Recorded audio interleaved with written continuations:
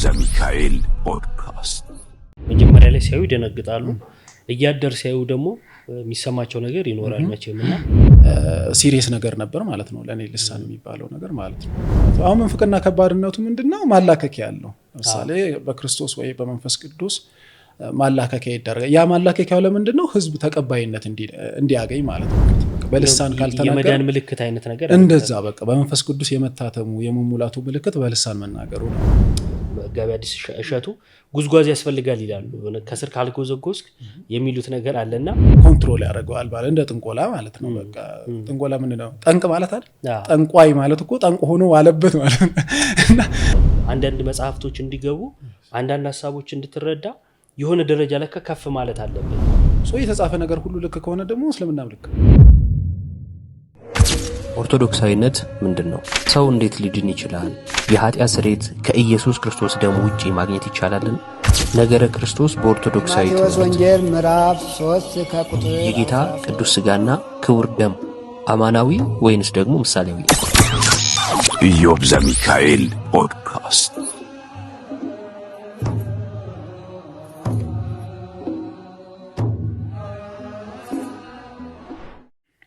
ሰላም ክርስቶስ ይብዛላችሁ። እንዴት አላችሁ ተመልካቾቻችን? ይህ ኢዮብ ዘሚካኤል ፖድካስት ነው።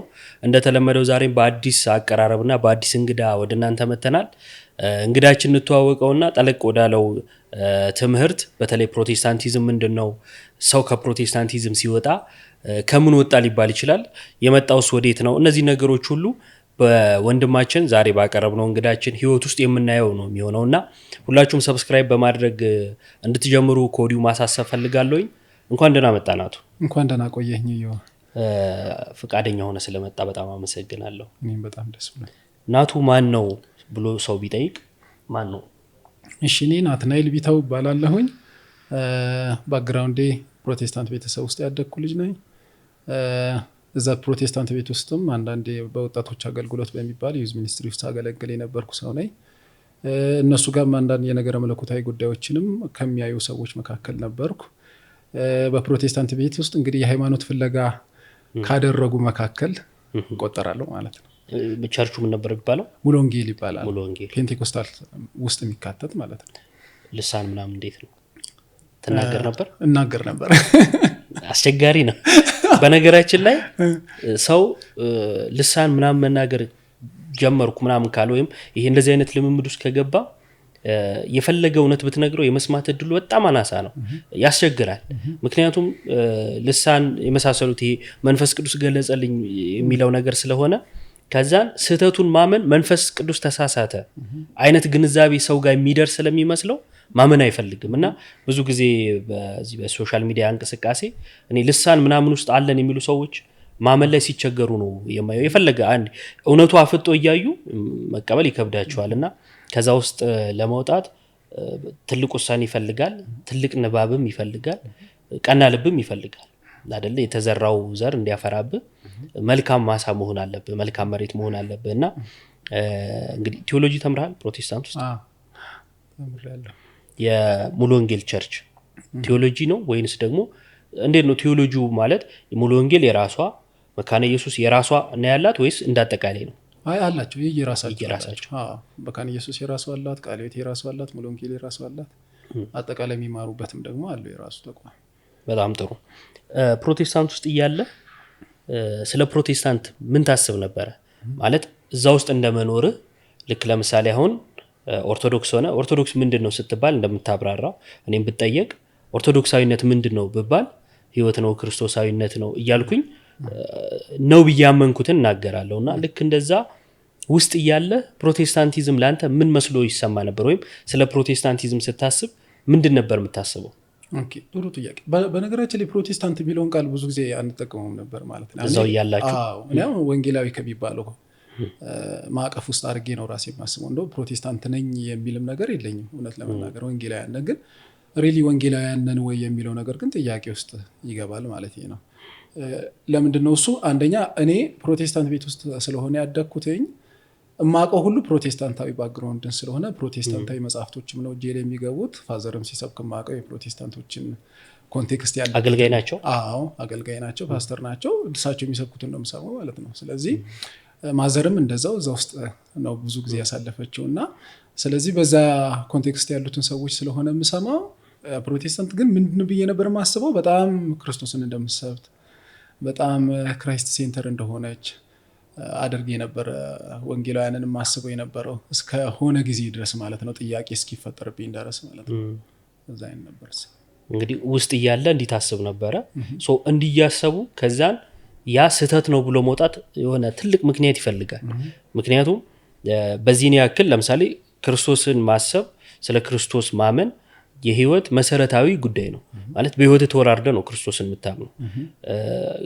ክርስቶስን ማመን ስህተት ቢሆን ገሃነም ገባለው ነው አይደለም ክርስቶስን ማመን ህይወት ነው ብለ ስታመን እነዛን ነገሮች ሁሉ አምነህበት ነው እና በክርስቶስ ማመን ትልቅ ነገር ነው ሰው በክርስቶስ ሳያምን ሊድን አይችልም እና በክርስቶስ ክርስቲያን መባል በራሱ ትልቅ ኩራት ነው ለኛ እና እንዲያመንክ ስለ ፕሮቴስታንቲዝም እንዳልከው ደግሞ ወንጌላውያን በሚለው ማዕቀፍ ውስጥ የወንጌል ሰው መሆን ክርስቶስን ሴንተር አድርጎ በቃ ስለ ክርስቶስ ማውራት ስለ ክርስቶስ መኖር እየመሰለ እንደዛ ያሰብ ግን ለካስ ከዛሬ ይህን ያህል ጊዜ ቴዎሎጂ ስማር ሳገለግል የነበረው ሁሉ ስህተት ነበር ብለ እንድታስብ የሆነ ትልቅ ነጥብ ያስፈልገዋልና ያቺ ፖይንቷ ምንድነች ኦኬ እሺ ከዛ በፊት እንዶ ሊንክ ለማድረግ ከነገሩ ጋር ለመያዝ ማለት ነው እኔ አሁን የነበርኩባቸው አካባቢ ያሉት አሁን በተለይ ፕሮቴስታንት ላይ የሚታወቁት አይነት ሰዎች አልነበሩ በሰል ያሉ ናቸው ዕውቀት ያላቸው ፕሮቴስታንቶች ናቸው ማለት ነው ማለት አንዳንድ ሰው ቀጥታ ወከባው ላይ ያሉት ሁሉ ፕሮቴስታንቶች አድርጉ የመሳብልም ነገር ስላለ ማለት ነው በጣም ማቹር የሆኑ ዕውቀቱ ያላቸው አካባቢ የነበርኩ ሰው ነኝ ማለት ነው ስለዚህ አሁን አንዳንዴ ዝም ብሎ ምንድነው የሚለው ውርድ ያለ ስብከት የሚሰብኩት ሁሉ አይነቶቹ መካከል የነበርኩ ሰው አይደለም ስለዚህ በሰል ያሉ ከነሱ ጋር መሰማም ስለነበርኩ ማለት ነው ግን ምን አይነት ጥያቄ ነበር በመሃል እንዲነሳብኛ ያደረገው ምክንያት የቤተክርስቲያንን ታሪክ መጠየቅ ሲጀምር ነው በቃ ከፍተኛ ክፍተት መምጣት የጀመረው ማለት ነው ያንን ደግሞ የጠየቁት እዛው ፕሮቴስታንት ቤት ውስጥ ሆኜ ነው የቤተክርስቲያን ታሪክ ለማወቅ ምን አይነት መጽሐፍቶች ማንበብ አለብኝ ብዬ በመጠይቅበት ጊዜ እንዳለ ሪፈረንስ የሚሰጠኝ ኦርቶዶክሳዊ መጽሐፍቶች ነበሩ በኢትዮጵያ ኮንቴክስት ካየነው ደግሞ እንዳለ ማንኛውም ፕሮቴስታንት ቤት ብንሄድ እንኳን የቤተክርስቲያን ታሪክ በኢትዮጵያ ኮንቴክስት ያለውን ማንን ነው ማንበብ ያለባቸው ከተባሉ ወደ ኦርቶዶክስ ቤተክርስቲያን ጻፊዎች ነበር የሚላክ ያ ሲላክ ጥያቄ መፍጠር ጀመረ ማለት ነው ከታሪክ አንፃር ጥያቄ ለምሳሌ ስለ ጉባኤያት ማወቅ ከፈለግን ቀጥታ ምን ሄደው የቤተክርስቲያን አባቶች ወይም በኢትዮጵያ ኮንቴክስት እንኳን በአማርኛ የተጻፉት እና አባታችን የብፁዕነታቸው እንኳን የጻፉት የሸዋ ሊቀ ጳጳስ የነበሩት ማለት ነው አቡነ ጎርጎርዮስ መጽሐፍ ነበር የሚሰጡን ስለዚህ ጉባኤያትን ማወቅ ምንፍቅናዎችን ራሱ መለየት የተጀመረው ከዛ በኋላ ነው እንጂ ምንፍቅና ራሱ ዝም ብሎ የመበሻሸቂያ ስም እንጂ ምንፍቅና ምንድነው መናፍቅ ምንድነው የሚባለው ነገርም እንደውም አንዳንድ ሰዎች ስድብ ነው ይመስላቸው አሁን መናፍቅ ሲባል የሆነን ግሩፕ የመስደብ እና ይሄ ከጥላቻ የመጣ ይመስላቸዋል ግን እንደው በዛው አያይዘ እንድትመልሰው ቤተክርስቲያንን ከታሪክ ነጥሎ ቤተክርስቲያንን ከትውፊት ነጥሎ ከአባቶች እምነት ነጥሎ መያዝ ይቻላል በፍጹም አይቻልም በነገራችን ላይ ክርስቶስንም ያለ ታሪክ አናገኝም ራሱ ለምሳሌ ማቴዎስ ወንጌል ምዕራፍ 1 የጌታችን የኢየሱስ ክርስቶስን ታሪክ ሲያስቀምጠው የአብርሃም ልጅ የዳዊት ልጅ የኢየሱስ ክርስቶስ ታሪክ ነው የሚለው ኢየሱስ ክርስቶስ ራሱ ጌታችን አምላካችን በታሪክ ውስጥ ነው ራሱን የከተተው ማለት ሰክሰሽን እኮ ከክርስቶስም ጋር ይሄዳል የተነገረለትን ትንቢት የተነገረለትን ኪዳን ሊፈጽም እንደመጣ እናታችን ቅድስት ድንግል ማርያም እንደተናገረች ማለት ነው ለአባቶቻችን ለአብርሃም ለዘሩ የተናገረው ኪዳን ሊፈጽም እንዳለ እዛ ውስጥ ይገባል ማለት ስለዚህ ያለ ታሪክ እንደውም አይሆንም እንደውም አንዳንድ ሰዎች እኮ ሂስትሪ የሚለውን ቃል ራሱ ሲፈቱት ሂዝ ስቶሪ ነው ይሉታል የእግዚአብሔር ታሪክ ራሱ የእግዚአብሔር ነው ስለዚህ ያለ ታሪክ የሚመጣ ነገር አብዮት እንጂ ክርስትና ሊሆን አይችልም ትክክል ድንገት ብቅ የሚሉ ነገሮች ማለት ነው ቀደምም እንዳነሳው በታሪክ ውስጥ ሲታይ ድንገት ብቅ የሚሉ ትምህርቶች ምንፍቅናዎች ነበሩ ለምሳሌ አሮስ ተነስቶ ወልድ ፍጡር በመለኮቱ ሲል ድንገት ነው የመጣውና የተጠየቀው ጥያቄ ምን ነበር ካንተ በፊት ማን እንዲያመነ የሚል ጥያቄ ተጠይቆ ነበር እንደዛ አይነት ያመነ ማሳየት ያልቻለው ለምንድን ነው ድንገት የመጣ እምነት ስለሆነ የሱ ልክ እንዲሁ ሌሎች ምንፍቅናዎችም ሌሎች የስተት ትምህርቶችም ድንገት የበቀሉ ናቸውና ክርስትና ሚዛን የሚሆነው ድንገት ያልበቀለ በትንቢት ውስጥ ያለ ነው ክርስቶስ ይመጣል ተብሎ ትንቢት ተተንብዮለታል እንደተባለው መጥቷል ከዛን ራሱም ጌታ እንደተናገረው ትንቢትም እንደተናገረለት ይሞታል በሶስተኛው ቀን ይነሳል። ያም ትንቢቱ ሲፈጸም ነው ያየነው። ከዛ ወደ አባቱ ሄደ፣ ዳግም እመጣለሁ አለ፣ ይመጣል። አሁን ይሄን ታሪኩን ስናየው በዚህ ውስጥ ብዙ ትምህርቶች አሉ። ብዙ ነቢያት፣ ብዙ ሐዋርያት አልፈዋል። ብዙ ዶግማ የሆኑ ትምህርቶቻችን ተብራርተውበታል። አሁን ከዚህ ታሪክ ነጥለን ታሪክ ያላየው አባቶች ያላዩትን ትምህርት ብድግ ብናደርግ ህይወት ሊሆነን አይችልም ማለት ነው። ከዛ አንጻር ታሪክ መሰረታዊ ጉዳይ ነው። እዚቹ ጋር ትንሽ ላቆይህና ፕሮቴስታንቲዝም ውስጥ እንግዲህ አንተ ቴዎሎጂ ስትወስድ የመካነ ኢየሱስ፣ የቃለ ሕይወት፣ የሌሎቹም ቸርቾች የየራሳቸው የቴዎሎጂ ቦታዎች አሏቸው እና ፕሮቴስታንቲዝም የተለያየ ትምህርት አለው።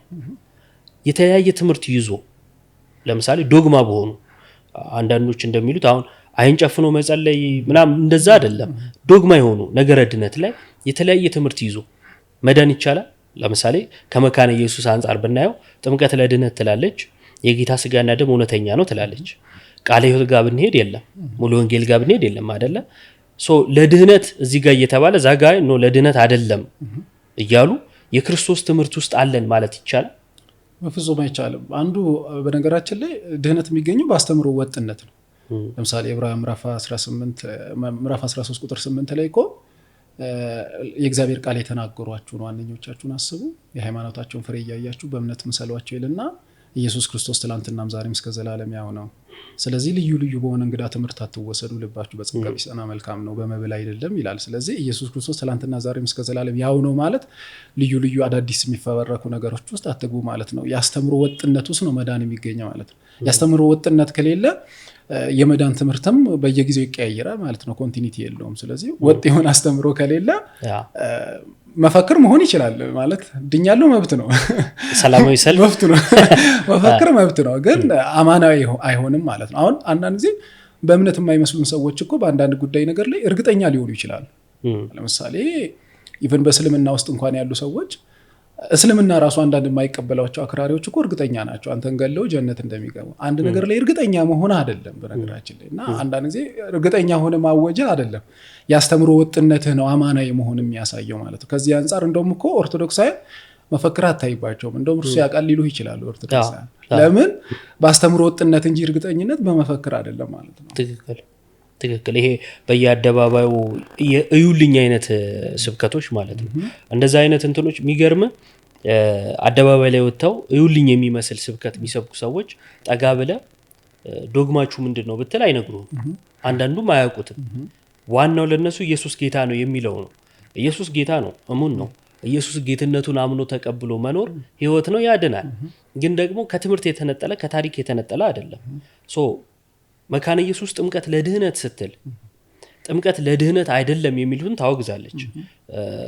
የእምነት መግለጫዋም እንደሚለው ማለት ነው። እንደውም ሉተር ከአጋንንት ጋር እያገናኘ ምናምን ነው የሚናገራቸው የህፃናትን ጥምቀት የማይቀበሉትን የጌታ ስጋና ደም የማይቀበሉትን ማለት ነው። ቅድም የታሪክን ማንስተህልኛል እና በታሪክ ውስጥ ለምሳሌ ጥምቀት ለድህነት አይደለም የሚል የለም። ከዛ ጥምቀት ለድህነት አይደለም የሚሉ ግን ተነስተው ነበር። እነዚህ ሰዎች የሚመዘኑት በምንድን ነው? በታሪካዊ ክርስትና ነው። በታሪካዊ ክርስትና ነው የሚመዘው። በነገራችን ላይ አሁን የመጣው ይሄ ወንጌላዊ ማዕቀፍ ውስጥ ያሉ ሰዎች ነው እንጂ በፊት እኮ ዲስቲንክሽን ነበራቸው። ቃለ ሕይወትና መካነ ኢየሱስ ሲሪየስ ናቸው። በነገራችን ላይ አሁን ለምሳሌ በልሳን ተናጋሪና ተናጋሪ ያልሆኑት መካከል ሲሪየስ ነበሩ። አንዳንዱ እስከ ምንድነው አገልጋይ እስከ እኛ ጋር አይምጣ እስከ ማለት ድረስ ሁሉ የደረሰ የሆነ ጊዜ ነው መጥቶ ሽፍን ያደረገው። ይሄ በተለይ ፔንቴኮስታል ሙቭመንቱ መጥቶ ሸፈነው እንጂ ሲሪየስ የሆነ ዲስቲንክሽን ወይም ሰፓሬሽን ነበረ በመካከላቸው። በኋላ ነው መጥተው ቅልቅል ያሉት ማለት ነው። ግን ያለ ታሪካዊ ክርስትና አንተ ቅድም እንዳልከው ያለ ታሪካዊ ክርስትና ግን አንደኛ አስተምሮም ራሱ እርግጠኛ ሆነ መያዝም አትችልም። አሁን ለምሳሌ መካነ ኢየሱስም እኮ ጥምቀት ለድህነት በማለቷ ልክ አትሆንም። ማትሆንበት ታዲያ ልክ ጥምቀት ለድህነት ካለች ታዲያ ለምን ለያት ከኦርቶዶክስ ምን አስወጣት? ስለዚህ ሽፋን ሊሆን ይችላል ማለት ነው። ለእሷም ሽፋን እንጂ አንድ ነን ካሉ ለምን ነው የሚወጡት ታዲያ? ምክንያታቸው ምንድን ነው? የየራሳቸው ትምህርት አላቸው። ምክንያቱም በዶግማ መስላት አለው ካሉ ኦርቶዶክስን ለምን ወጡ ታዲያ? ምንድን ነው ምክንያታቸው የሚያስወጣቸው? ለምን አልኖሩም እዚህ ማለት ነው? ትክክል። እንደው እዛ ላይ ማነሳው እንትን ብዙ ሰዎችም ስለሚያነሱት ግልጽም ለማድረግ ምንድነው የሚለያቸው ሲባል መጽሐፍ ቅዱስ የሚሉ ሰዎች ይኖራሉ። ትክክል ነው። መጽሐፍ ቅዱስ ግን ከእግዚአብሔር ሐሳብ ተለይቶ ከአባቶች ትርጓሜ ተለይቶ ከታሪክ ተለይቶ አይደለም የሚፈታው መቼምና ብዙ ጊዜ ላነሳው የምፈልገው ብዙ ጊዜ ማንሰተን ምላሽ ማናገኝበት ለምሳሌ አሁን ስላነሳ ነው መካነ ኢየሱስ የጌታ ስጋና ደም እውነተኛ ነው ትላለች ቃለ ሕይወት አይ ምሳሌ ብቻ ነው ትላለች ማን ነው ልክ ሁለቱም መጽሐፍ ቅዱስ ይጠቅሳሉ ሁለቱም ያብራራሉ ሁለቱም አንድ አይነት መጽሐፍ ይዘዋል ሁለቱም ድነናል ብለው ያምናሉ ሁለቱም ኢየሱሳውያን ነን ይላሉ ማን ነው ልክ ታዲያ የጌታ ስጋና ደም እውነተኛ አይደለም ካሉ ኢየሱስ እውነተኛ አይደለም ብሎ አስተምሯል እያሉ ነው እውነተኛ ነው የሚሉትም ደግሞ ጌታ ኢየሱስ እውነተኛ ነው ብሎ አስተምሮናል እያሉ ነው መጽሐፍ ቅዱስ እንደሚናገረው ደግሞ በክርስቶስ ትምህርት የሌላ አምላክ የለውም ነው የሚለው የክርስቶስ ትምህርት ላይ ያለው ማን ነው ሚዛኑ ምንድነው ሲባል ቅድም እንደነገርከን በታሪክ ውስጥ ያለ የአባቶችን ትምህርት መሰረት ባደረገ መልኩ መጽሐፍ ቅዱስ በትውፊት የመጣ ስለሆነ ማለት ነው ከዛ ባልተነጠለው መልኩ የሚታይ ነው ልሳን ግን ትናገር ነበር ፕሮቴስታንት ውስጥ እያለ አዎ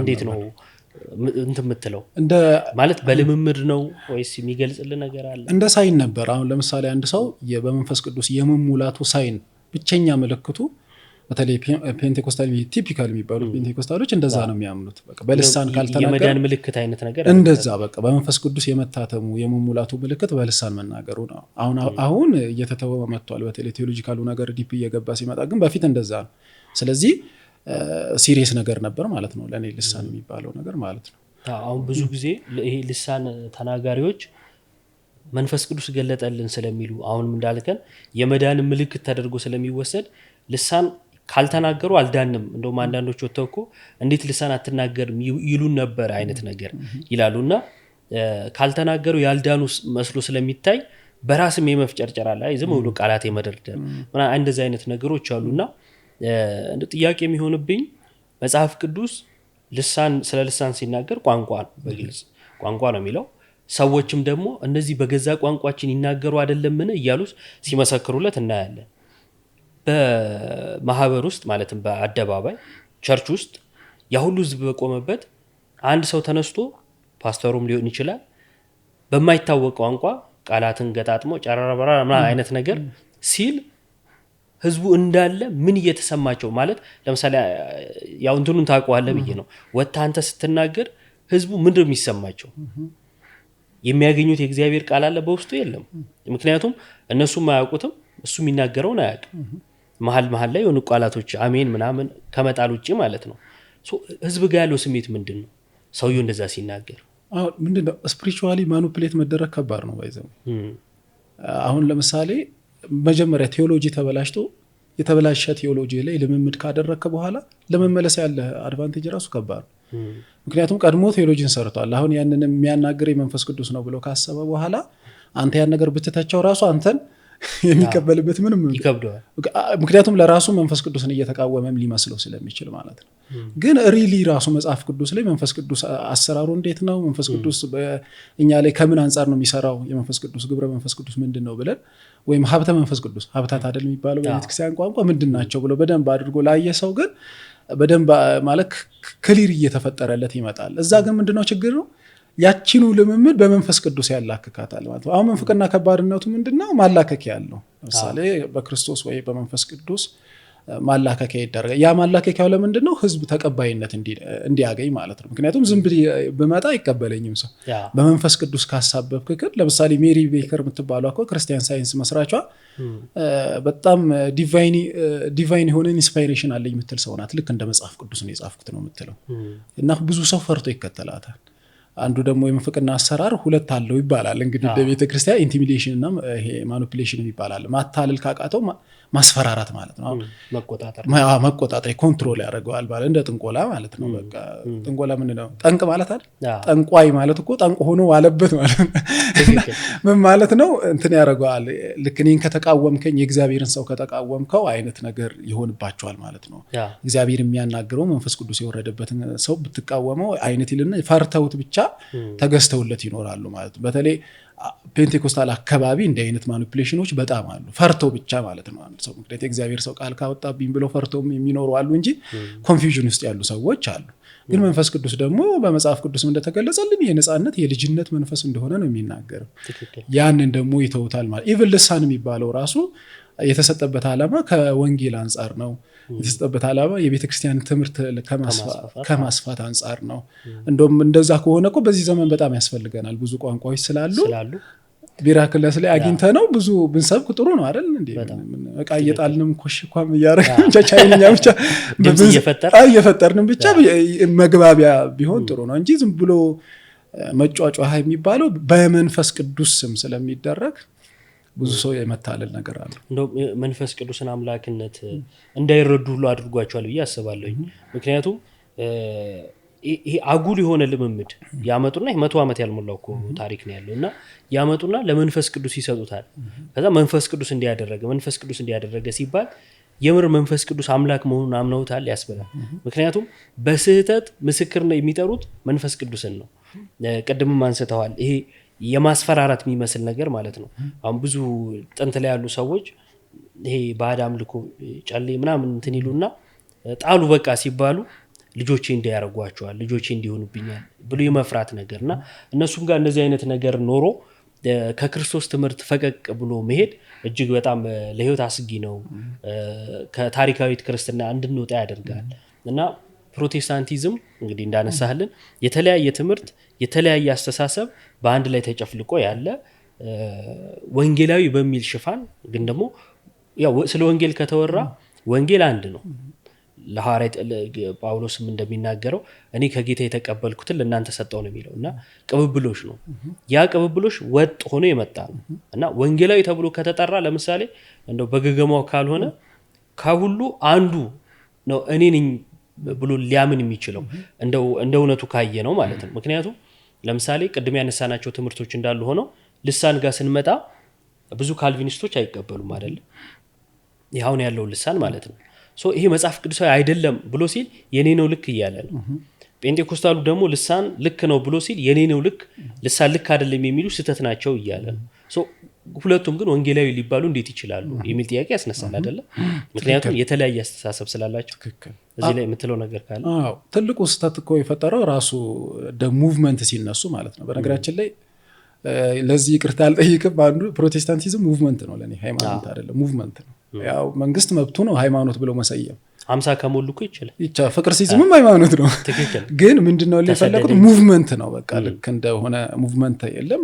በነገራችን ላይ ፔንቴኮስታሎችም ሲጽፉ እንደዛ ነው። ፔንቴኮስታል ሙቭመንት ነው የሚሉት ብዙ ጊዜ እንቅስቃሴ እንጂ እንደ ግራውንድድ ያለ ሃይማኖት አድርጋ የምታስቀምጠው ነገር አይደለም።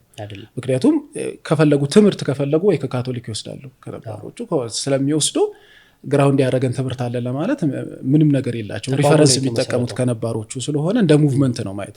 ሙቭመንቱ ላይ የተሳሳቱት አንዱ ስህተት ምንድነው? ቅዱሳት መጽሐፍትን መተርጎም ለግለሰብ ከሰጡ በኋላ አንድ መሆን አትችልም። ምክንያቱም ሳብጀክቲቭሊ መተርጎም ተፈቅዶለታል። መካነ ኢየሱስ ውስጥ ሆኖ ፔንቴኮስታል አለ። በነገራችን ብዙ ሰው ልጠቅስልህ ይችላለሁ። ትልልቅ ፔንቴኮስታል ሙቭመንት ውስጥ የነበሩ ግን መካነ ኢየሱሶች ማለት ነው በተጻፈው ሕግ የማይፈቅድላቸው ግን ፔንቴኮስታዊ የሚሆኑ አሉ። ለምን ወጥተው የራሳቸውን ቸርች እየከፈቱ እዛም ሆኖ የነበሩት ማለት ነው። ምክንያቱም ለምንድነው ይሄ ቅዱሳት መጽሐፍትን መተርጎም ለማን ሰጠው ማለት ነው? ለግለሰቡ ሰጠው ሳብጀክቲቭሊ እንዲተረጎም። ምክንያቱም ያው ከካቶሊክ ጋር በነበራቸው ጸብ ምክንያት ማለት ነው አመጡትና እያንዳንዱ ኢንዲቪጁዋል ቅዱሳት መጽሐፍትን መተርጎም መረዳት መብት አለው ብሎ ሳብጀክቲቭ ኢንተርፕሪቴሽን ስለፈቀደላቸው እያንዳንዱ በግሉ የሚሆን ከሆነ አሁንም አንድነን በአፍ ሊሉ ይችላሉ እንጂ ሳብጀክቲቭሊ ይሄዳሉ ማለት ነው። አንዱ ብድቅ ይልና እኔ ይሄ ይመስለኛል ብሎ የመሄድ መብት አለው።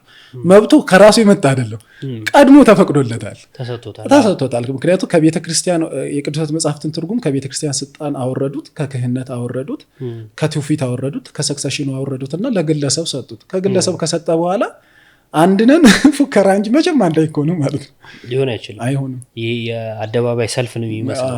ምክንያቱም በትምህርት ተለያይቶ ከዛን አንድነን በሚል ሽፋን ምንድነው ግን እንዳያስተውሉ እንደውም መጽሐፍ ምንድነው አዚም ያደረገባችሁ ይላልና አዚም ተደርጎባቸዋል ብዬ አንዳንዴ ጠይቃለሁ። ለምን ግልጽ የሆነ እየታየ ስህተቶች እየታዩ ልዩነቶች ግን አንድነን ሲሉ እነዚህ ሰዎች የፈለጉት ትምህርቱን ነው ወይስ ሰዎቹን ነው አያስብልም? በተለያየ እንትን ላይ ሆነ አሁን አንዳንዴ ክርስቶስን የሚረዱበት አሁን ክርስቶስን ከመፈክር ባለፈ እኮ ከኔ ተማሩ ብሏል ማቴዎስ ወንጌል ምዕራፍ 11 ቁጥር 28 ላይ ከኔ ተማሩ ካለ የቤዚዮት ስራው ላይ ወይም የመቤዠት ስራው ላይ እኮ ክርስቶስ አንዱ ትምህርት አለው አይደል? ጌታችንን ኢየሱስን ያጠመቀው ማን ነው? መጥምቀ መለኮት አይደል? ቅዱስ ዮሐንስ። ምንድነው እሱ? ካህን ነው። አባቱ ማን ነው? የመጥምቁ ዮሐንስ ዘካርያስ ነው። ምንድነው? ካህን ነው። ሰክሰሽን እኮ እየነገረን ነው ማለት ነው ኢየሱስ ራሱ። እኔ ራሱ ሰክሲድ አድርጌያለሁ እያለን ነው። ከኔ ተማሩ ካለ የካህን ልጅ ነው ያጠመቀኝ እያለን ነው አይደል እንዴ? ሐዋርያቱን ላካቸው እሱ። ከዛ ሐዋርያቱም ሲሰብኩ ደግሞ ሐዋርያቱም ደግሞ አቀበሉ ማለት ነው። ለቅዱስ ጳውሎስ ለምሳሌ ለጢሞቴዎስ ከብዙዎች የሰማኸውን ከኔም የሰማውን ሌሎች ሊያስተምሩ ለሚችሉ ሰዎች ስጣቸው ሲል ሰክሴሽኑን ታየዋል። ክርስቶስ ራሱ ሰክሲድ ሲያደርግ ታየዋል። ሰክሴሽን ውስጥ ታገኘዋል። ከኔ ተማሩ ስላለ ከካህን ዘንድ ሄዶ ሲጠመቅ ያሳየናል። ያጠመቀው ደግሞ የካህን ልጅ እንደሆነ ያሳየናል። ሰክሴሽን ብሉይ ኪዳንና አዲስ ኪዳን እንኳን ሰክሲድ አድርገዋል በመጥምቀ መለኮት ቅዱስ ዮሐንስ። ስለዚህ ሰክሴሽን የሌለው ላይ ፉከራ ብቻ ነው ያለው። እንትን ሊኖር አይችልም። አንዳንዴ እኮ ዶሚናንስ የማይኖረውም ለዛ ነው። ይሄ አሁን ለምሳሌ ምንድነው በእኛ በቅድስት ቤተክርስቲያን አስተምሮ ምንድነው የሚባለው? ሰክሴሽንን በህዋስ ይመስሉታል አይደል? አንድ ሰው ከጭንቅላቱ ቢጎተት ጭንቅላቱ ብቻ አይመጣም፣ ሙሉ እግሩ ነው የሚመጣው። ስለዚህ አንድ ሰው ሲጎተት ከኋላ የሚጎተት መምህራን ያስፈልጋሉ ማለት ነው፣ የሚጠቀሱ። እዛ ልክ ሄደ ስታክ ታደርጋለህ ፕሮቴስታንቲዝም ላይ ማለት ነው። አትገፋም ማለት ነው። አንድ ሰው ብድግ ብሎ ሞቅ ብሎት ነው የሰራው ማለት ነው። አባት የሌለው ሰው ደግሞ አባት መሆን አይችልም። በቃ ይሄ እኮ ሲሪየስ ሎጂክ ነው። ቆንጆ ገለጻ ነች። አባት የሌለው ልጅ አባት ሊሆን አይችልም። ምን ሊያስተላልፍለት ማለት ነው? ምንም አልተቀበለማ። ምክንያቱም ያልተቀበልከው ምን አለ አይደል ያለው። ለምሳሌ ቅዱስ ጳውሎስ እኮ ሲጣሉባቸው እኔ ኬፋ ነኝ እኔ ጳውሎስ ነኝ ያሉ ሲጣሉ እንዴ እኛ መካከል እኮ በጣም ፕራውድ ማድረግ የለብንም። ምክንያቱም ያልተቀበልነው ምን አለ አለ። ስለ አጵሎስና ስለ ራሱ ኮምፓሪዝን ሰራና ያልተቀበልከው ምን አለ እንዳትቆራል። እኔም ተቀብዬ ነው አለ። የተቀበልኩትን አቀበልኳችሁ ነው ያለው። ልክቱ ፊት የሚባለው ይሄ እኮ ከሌ አትባባሉ እኔም የተቀበልኩት ነው ለእናንተ አቀበልኳችሁ አቀብሉ ነው። ክርስትና ይሄ ነው። ያልተቀበልከው ከሆነ ግን ምን ታቀብላለህ? ስለዚህ የሚቀበል የለም። ሁል ጊዜ ጸብ ይኖራል ማለት ነው። ብዙ እንደውም አሁን አንዳንዶቹ የሚሰሙ እንደውም ራሳቸውንም እንዲታዘቡ የምር እነሱን ያጠመቋቸው ሰዎችን እምነት ራሳቸው ይዘዋሉ። ለምሳሌ አንዱ ፓስተር አጠመቀው፣ እሱ ተጠመቀና ያው ጴንጤ ሆነ። ግን ከቆይታ በኋላ ያጠመቀውን ሰውዬ እምነት አይለቅም ወይ? ይለቃል። እና ብዙዎቹ ይለያያል እምነታቸው ምናምን። እንደውም አንድ የቲክቶክ ላይቭ ላይ ምን ሰማሁኝ፣ ልጁ ካልቪኒስት አይነት ነገር ነው እና ፓስተሩ የሱ ፓስተር እዛ ቸርች ውስጥ የሚያገለግለው ይሄኛውም ያገለግላል፣ በዋና ፓስተርነት ያኛውን የሚያገለግለው እና እርሱ ድነት ይታጣል ብሎ ነው የሚያምነው። እኔ ግን አይታጣም ብዬ አምናለሁ እና ሁለታችንም እናገለግላለን አለ። አሁን ድነት ላይ ነው የተለያዩት፣ ግን ችግር የለውም አብረው እንትን ይላል። በጣም የሚያስገርመኝ እንደው ኦርቶዶክስን ይጣሏታል እነዚህ ሰዎች ብዬ በድምዳሜ እንድናገር የሚያደርገኝ እነሱ በድህነት ላይ እንዲህ ተለያይተዋል። ለምሳሌ መካነ ኢየሱስ ውስጥ ያለ አንድ ሰው ከጴንጤኮስታሉ ይልቅ በተለይ በሚስጥራት ላይ ወደ ኦርቶዶክስ ይቀርባል እና ኦርቶዶክስ ትቀርበዋለች። ወደ ኦርቶዶክስ ከሚመጣ ወይም ኦርቶዶክስ ጋር እቀርባለሁ ከሚል ይልቅ ግን ጴንጤኮስታሉ ጋር ተደግፎ ቆሞ ኦርቶዶክስን ቢሳደብ ቢነቅፍ ይመቸዋል። እና እነዚህ ሰዎች ጉዳያቸው የትምህርት ነው ወይስ የሰዎች እንድትል ከሚያደርግ ነገሮች ውስጥ አንዱ እርሱ ነው። እና ተመልካቾቻችን ፕሮቴስታንትም የሌላ ቤተ እምነትም ካላችሁ መጽሐፍ ቅዱስን ስታነቡ በአባቶች ትምህርት በታሪክ ውስጥ ያለውን እንጂ የራሳችሁን ሐሳብ አጨምሩ የሚል አንድምታ ያለው ነገር ነው የተነጋገርነው። ወደ አንተ ልምጣና ናቱ ወደ ኦርቶዶክስ መጣ። የመጣህበት ምክንያት እንግዲህ ታሪኮችን ከማየት ጉባኤያትን ከማየት አንጻር ነውና ወደ ኦርቶዶክስ ስትመጣ የኖርክበት የወንጌላውያን ህብረት ውስጥ በሚለው በፕሮቴስታንት ውስጥ የኖርክበት ህይወት አለ። በኦርቶዶክስ ሚዛን ያንን ስታየው ምን ተሰማ? ኦርቶዶክስ ስትሆንስ ምንድነው ያገኘው? ብዙ ለውጥ አለው በነገራችን ላይ። እዚህ ላይ እንደውም በደንብ ሲሪየስ ለመሆን ማለት ነው። አንዳንዴ ለራስህ እንኳን የሚገርምህ ነገር በህይወት ሊፈጠር ይችላል። እኔ እንደዚህ አይነት ሰው አልነበርኩም ፐርሰናሊ ማለት ነው። ከአመለካከትም ካስተሳሰብም ከብዙ ነገር አንጻር ምናልባት እኔ ያንን ፍለጋ በማደርግበት ጊዜ ቲክቶክ አለመኖሩ ጠቅሞ ሊሆን ይችላል እንጂ እንደነ ማናቸው እያጠረገረኩ ሊሆን ይችላል። ስም አልጠራም እንጂ አልጠራም ስማቸው እንጂ በቃ ማለት አግሬሲቭሊ ልመልስ የሚችል በቃ እንደ ስሙ ፕሮቴስት የማድረግ ነገር እኔ ውስጥም የነበረ አንዳንድ አመፀኛ የሚመስል ባህሪዎችም የነበሩብኝ ሰው ነኝ እውነት ለመናገር። ምክንያቱም አንደኛ ያስተምሩ ወጥነት ከሌለ አንተ ራሱ እንደዛ ነው የምትሆነው። ምክንያቱም አንዳንዴ ፈላስፋ ያደርገኛል፣ አንዳንዴ ቴዎሎጂያን ያደርገኛል፣ አንዳንዴ በቃ እንደዚህ ሁለገብ ያደርገኛል።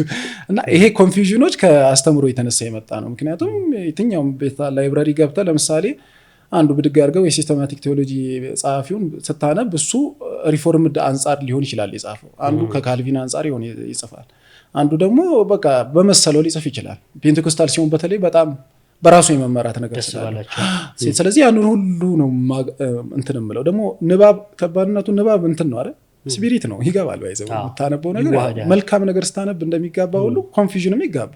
ስለዚህ በጣም ኮንፊውዥን ውስጥ ነበርኩ የሆነ ሰዓት ባይዘው ውዝግብ እስክል ድረስ ማለት ነው። ወደዚህ ውጥት ግብት ማለት ነገር እና በእኔ ራሱ በህይወቴ ላይ ኮንሲስተንሲ ማጣት ማለት ነው። አንድ ጊዜ ሞቅ ማለት አንድ ጊዜ እንዲመጥፋት ከአስተምሮ የማይሆኑ ነገሮች ከመግባታቸው የተነሳ ማለት ነው። በአንድ አሁንም ሳይ ዮሐንስ ወንጌል ኮሜንታሪ ብዬ በአንድ የዮሐንስ ወንጌል ኮሜንታሪ ላይ ብዙ አይነት ቪው ይኖራል ማለት ነው። ስለዚህ ብዙ ውዝግቦች ሊኖሩ ይችላሉ። ስለዚህ ከዛ አንጻር ኮንፊውዥኖች ነበሩ። ግን ወደ ቅድስት ቤተክርስቲያን ሲጨምር አንዱ ያደረገልኝ ነገር ምንድነው ይሄ የረጋ ትምህርት ማግኘትን ማለት ነው። በአንድ ነገር ወጥ የሆነ ትምህርትን ማግኘት ከትምህርቱ የተነሳ እንትን ማለት ለመርግት ማለት በቃ ምክንያቱም የሆነ ስታገኝ አይደል መልካም ትምህርት የምታርፈው በቃ እርፍ ማለት እና ራሴ እንኳን ለሰው ለራሴ እየገረመኝ ነው። አንዳንዱ ነገር ላይ በጣም ካልም መሆን መረጋጋትን በራሴ ህይወት ላይ አየሁት።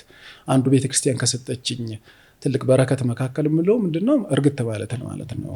ለዛም ነው በነገራችን ላይ ወደው እንደመጣውም ወደ እንትን አልሄድኩም፣ ወደ ዲቤቶች አልገባውም፣ ወዲያው ምላሽ ለመስጠት አልሄድኩም። እኔ ራሴ መረጋጋት ነበር የፈለኩት ማለት ነው።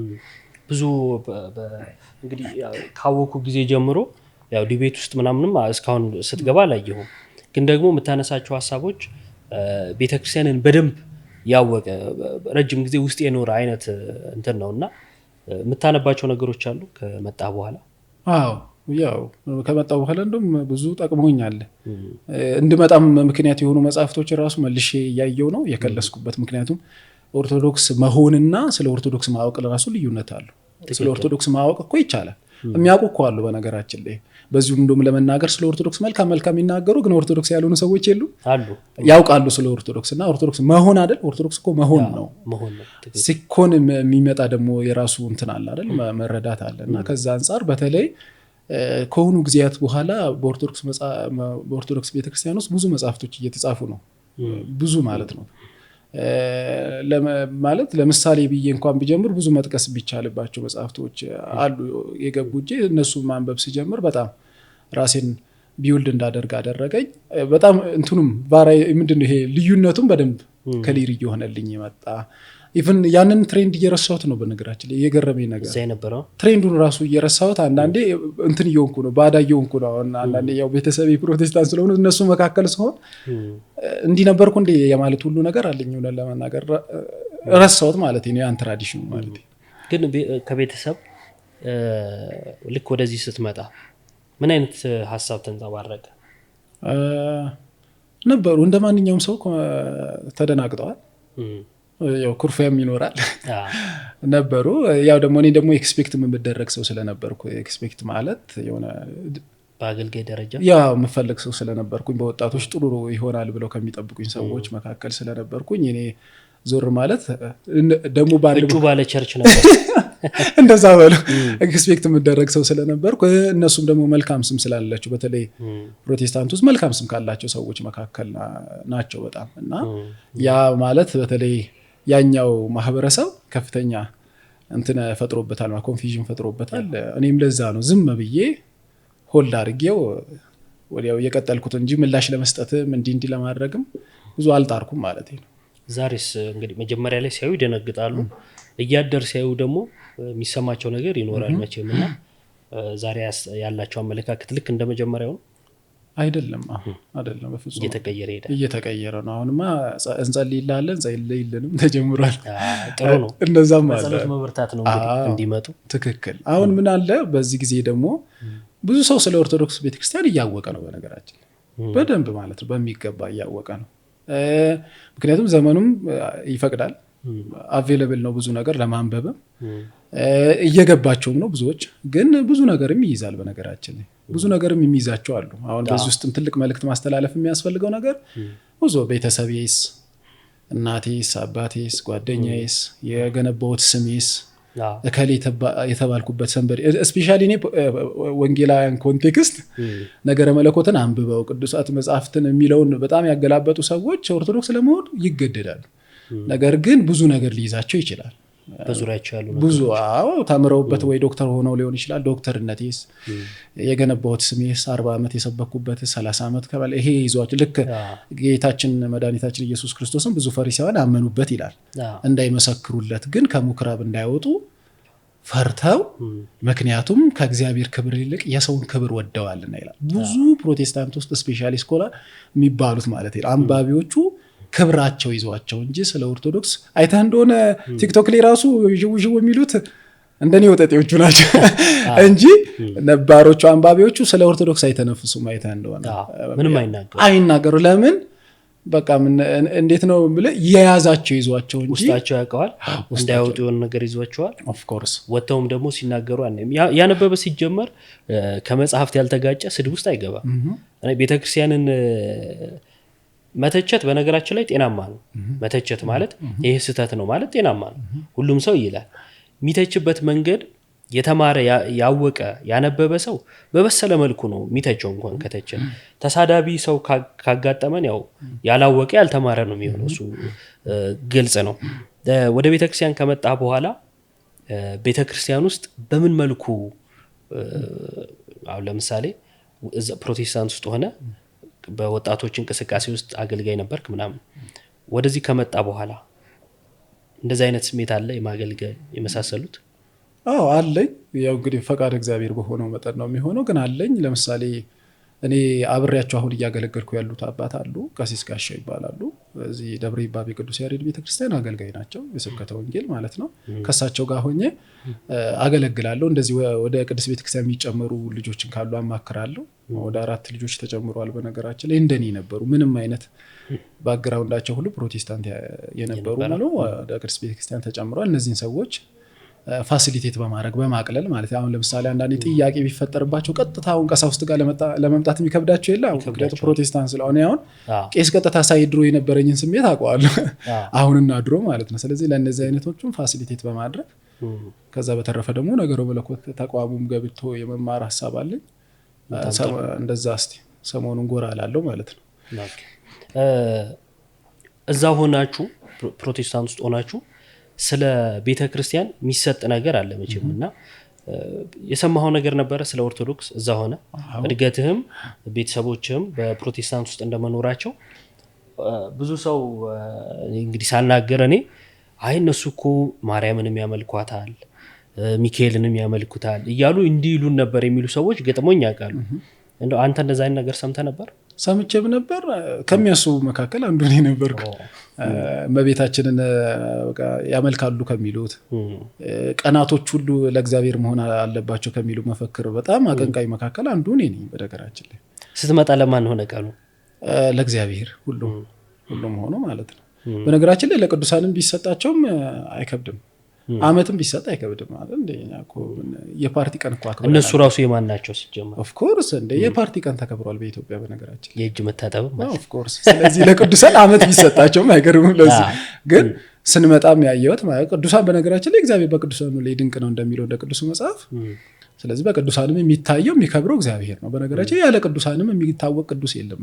ቅዱሱ በቅዱሳን ነው የሚታወቀው ማለት ነው ራሱ። ስለዚህ ከዛም አንፃር በደንብ ሚዛን የተጠበቀበትን ነገር አግኝቼዋለሁ ማለት ነው። ግን እዛ ብዙ ነገር ነበር የሚባሉ ለምሳሌ አንዱ ግዕዝ ትንሽ ለማንበብ ጥረት እንዳደረግ ያደረገኝ በግዕዝ አልነበረ።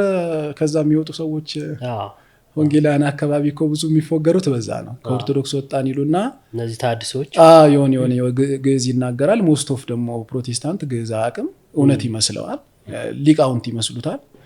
ለምሳሌ አንድ ሰው ብድግ ይልና ወይ ከጎንደር ወይ ከጎጃም ነው የመጣሁት ይላል። አሁን የጎጃም ሰው እኮ ሙስሊምም ቢሆን ቅኔ አይከብደውም። አይከብደውም አብሮ ከመኖር አንጻር። አማርኛ ለጎጃም ሰው ይከብደዋል እንዴ ሲጀመር እኮ። ስለዚህ ያንን ይሉታል። ይመጡና እውነት ይመስለዋል፣ ከክህነት የመጡ ይመስለውንና አብሮ ግዕዝ ከታወቀ ደግሞ የቤተክርስቲያኒቷ ሊቅ የሆኑ ነው የሚመስላቸው። ኦፍ ኮርስ እንደዛ እና አንዳንዴ የግዕዝ ቃላት ለምሳሌ እኔ አሁን አንድ የሆነ ጊዜ ፈኒ የሚመስል የገጠመኝ ነገር ምንድነው ስለ እግዚአብሔር ስሞች የሚል የፕሮፐር ቲዮሎጂ የሚባላል እሱ ላይ ሳይ የእግዚአብሔር ስሞች ይላል በአማርኛ ዘ ኔምስ ኦፍ ጋድ ይላል በእንግሊዝኛ ከዛ አስማተ መለኮት ይላል ካጠቀመ አስማትን ሲባል ሌላ ነገር ነው ማሰብ ይደረግ ነገር ነው በኢየሱስ ምናምን ብለህ ትጥላለህ ማለት ነው። ግን ያኔ ባነበሄኔ ብዙ ተጠቅሜበታለሁ ብዬ አስባለሁና ምንድነው ቃላቱን ራሱ ግዕዝን በጣም እንትን ማለት የእንትኖች ብቻ ማድረግ ማለት ነው። ይሄ ምንድነው የሃይማኖት ሰዎች ሳይሆን የሌላ ነገር አድርጎ መሳልም ስለነበረ ግዕዝ የተናገረ ሁሉ በኦርቶዶክስ ስም የመጣን ሁሉ ሪጀክት የማድረግ ነገር ነበረ። በኋላ ግን እየገባኝ ስመጣ ትንሽ በተለይ በዚህ መልአከ ብርሃን አድማሱ ጀንበሬን ሳላመሰግን አላልፍም። በነገራችን ላይ ብዙ ወንጌላውያን አያውቁም እንጂ መልአከ ብርሃን አድማሱ ጀንበሬ የጻፉት መጽሐፍ ላይ ከጀርባው የተተቸው ሰውዬ እንትን ሰጥቷል፣ ሪኮሜንዴሽን ሰጥቷል፣ አስቀምጧል። የተተቸው ማለት ነው በኮኮ ሃይማኖት የተተቸው ሰውዬ ጽፏል። ይሄን ያከበራቸው ሊቅ ናቸው እና በቃ የእሳቸው መጽሐፍ ምናምን ሳይ ለካ ኦርቶዶክስ ይሄን ያህል ዲፕ ናት ጥልቅ ናት የሚለውን በደንብ እንዳውቅ ምክንያት ሆነኝ ማለት ነው። ኢዮብ ዘሚካኤል ፖድካስት ጥሩ ሀሳቦች ናቸው ያነሳቸው። በተለይ ይሄ ግዕዝ ከማወቅ ጋር ተያይዞ ተሐድሶች ብዙ ጊዜ አብረው ይነሳሉ። የፕሮቴስታንት ልዩ ዝግጅት ሲኖር በተለይ ከፊት ካባቸው ለብሰው ቁጭ ይላሉ ምናምና እንደዚህ ሳይ ፕሮቴስታንቱ ስለነሱ የሚያስበው ነገር በጣም እውቀት ያላቸው ቤተክርስቲያን የሚያውቁ እነዛ ነገር አድርጎ ነው የሚያያቸውና ይሄ ቲክቶክ ደግሞ ብዙዎቹን አገናኝቷል እና ተሐድሶችን ቀርበን ስንጠይቃቸው የሚያውቁት ነገር የለም። ወደየትኛው ዘመን እንታደስ ስትላቸው የሚጠቅሱልህ ዘመን የለም። ቢጠቅሱም ደግሞ ዘመኑን ቀድሞ ያለውን እምነት አያምኑትም። በጣም የሚያስገርመኝ ነገር እሱ ነው። ከዚህ በፊት አንዱ 450 ምናምን አካባቢ አለ። ከዛ በኋላ ነው ቤተክርስቲያን እንትን ያለችው። ከዛ በፊት ያለውን ጥሩ ነበር አይነት ነገር አለ። ታምነዋለሁ ያልኩት እዛን አዎ አለ። ስለዚህ ጥምቀት ለድነት ትላለህ አልኩት። አይ አልልም አለ። ከ450 ምናምን በፊት እኮ እንደዛ ነው የሚታመነው፣ በኋላም እንደዛ ነው የሚታመነው። ግን ቀነ ገደብ ካስቀመጥ ከዛ በፊት ያለው ልታምን ይገባል የሚል ሐሳብ አነሳውለትና እንደዛ አያምንም። ሶ የተሐድሶች በኔ መረዳት በኔ እንግዲህ ብዙዎቻችን እስማማበታለን ብዬ አስባለሁ ካባ የለበሱ ወይንም በኦርቶዶክስ ስም ወይም ኦርቶዶክስ ነኝ ብለው ድርቅ ያሉ ጴንጤዎች ነው የሚመስሉኝ። ምክንያቱም ከጴንጤ የተለየ እምነት የላቸውም እና በተሐድሶች ሳይድ እና በፕሮቴስታንት ሳይድ የተለየ ነገር የለም። ስለ ቤተክርስቲያን ግን ተሐድሶ የበለጠ ፕሮቴስታንት ውስጥ ቤተክርስቲያን እንድትጠላ ስራ የሚሰራ ነው ብዬ አስባለሁና እንደው ከዛ ጋር ተያይዞ በተለይ አሁን ላይ ስታይ ስለ ተሐድሶ ምን ይሰማል? በጣም ጥሩ። እኔ አንዳንዶቹን አግኝቻ አወራቸዋለሁ። ባይዘዌ ፕሮቴስታንት የነበሩትን ከኔ ጋር አብሮ ያን እዛ ቤት ውስጥ ሲሰብኩ የነበሩት ሰዎች አግኝቻቸው አወራቸዋለሁና ስናወራ አንዳንዶች ኦርቶዶክስ እንዲህ መሆኗን ባውቅ ኖሮ አልወጣም የሚሉ አሉ። ኦርቶዶክስ እንዲህ መሆኗን ባውቅ አልወጣም ይላሉ። ለምን ኮንፊውዥን ፈጥረውባቸዋል ከዛ የሚነገረው ንግግር ማለት ነው። ለምሳሌ መሪጌታ ነበርኩ፣ ደብተራ ነበርኩ፣ እንዲህ ነበርኩ የሚሉ ሰዎች አንደኛ መልሰው የሚተቹት ያንኑ ስም ነው። አይተህ እንደሆነ መሪጌታነትን ነው በጣም የሚያጥላሉት። ግን መሪጌታ የሚለውን ስም ተሸክሞ ታያለ። ደብተራ ብሎ ሲሳደብ ታያለ፣ እንደ ስድብ ከሆነለት ማለት ነው። ግን መልሶ ደግሞ ደብተራ ነኝ አይነት ነገር ሲጫወት ታየዋል። ይሄ ምንድነው የሚያሳየው? በጣም ኮንፊውዥን ይፈጥሩበት። በተለይ እኔ እውነት ለመናገር ቲፒካሊ ፕሮቴስታንት ለሆኑት ሀዘን አለኝ፣ የሆነ ርህራሄም አለኝ ስለነበርኩበት። መቼስ ሰው የነበረበት አይደል? ቅዱስ ጳውሎስ እኮ ክርስቶስን ሲያገኝ ሮጦ ወዳደገበት አካባቢ ነው ሄደው። ስለዚህ የኖረበት ርህራሄ አለኝ እኔ። ለምን ቲፒካል ለሆኑት ወንጌላውያን ርህራሄ አለኝ። እንትኑም ነው አሁን ለምሳሌ እነዚህ አይተው የሆነ ደረጃ ሄደው ከዛን በራሳቸው ጊዜ ነው እንትን ያሉት ይወጡት ማለት ነው። እነዛ ግን ከጅምሩ ስለ ቤተክርስቲያንም ስለማያውቁ ለመምጣት የተቸገሩት ካለማወቅም ሊሆን ስለሚችል አጥፍቶ የሄደና ሳያውቅ የተለያየ እንትን ስላለው ማለት ነው። በተለይ ባለማወቅ ለሆኑት ሰዎች በጣም አሁን በአንድ በኩል ትተህ የሄድከውን ነገር በጣም በገነገነ ደረጃ በጥልቻ መናገር ጤነኝነት አለ። ትቼዋለሁ አይደል? እኔ ወንጌላዊነትን በቃ አልጠላቸውም፣ ትምህርታቸውን አልከተለውም እንጂ እኔ ቁጭ ብዬ ሳነፈንፍ አሉልም። እነሱ ግዴታይም አይደሉም። በነገራችን ትቼያቸው ከመጣሁት ምንድነው ወደ ትፋቱ አይመለስም አይደል? አንድ የተወሰው። ስለዚህ አንድ ነገር ግንግን አድርጎ ከያዘ ችግር አለ ማለት ነው። ችግር አለ። በየደቂቃ ኦርቶዶክስን መተንፈሻ ይናፍቅሃል ማለት ነው።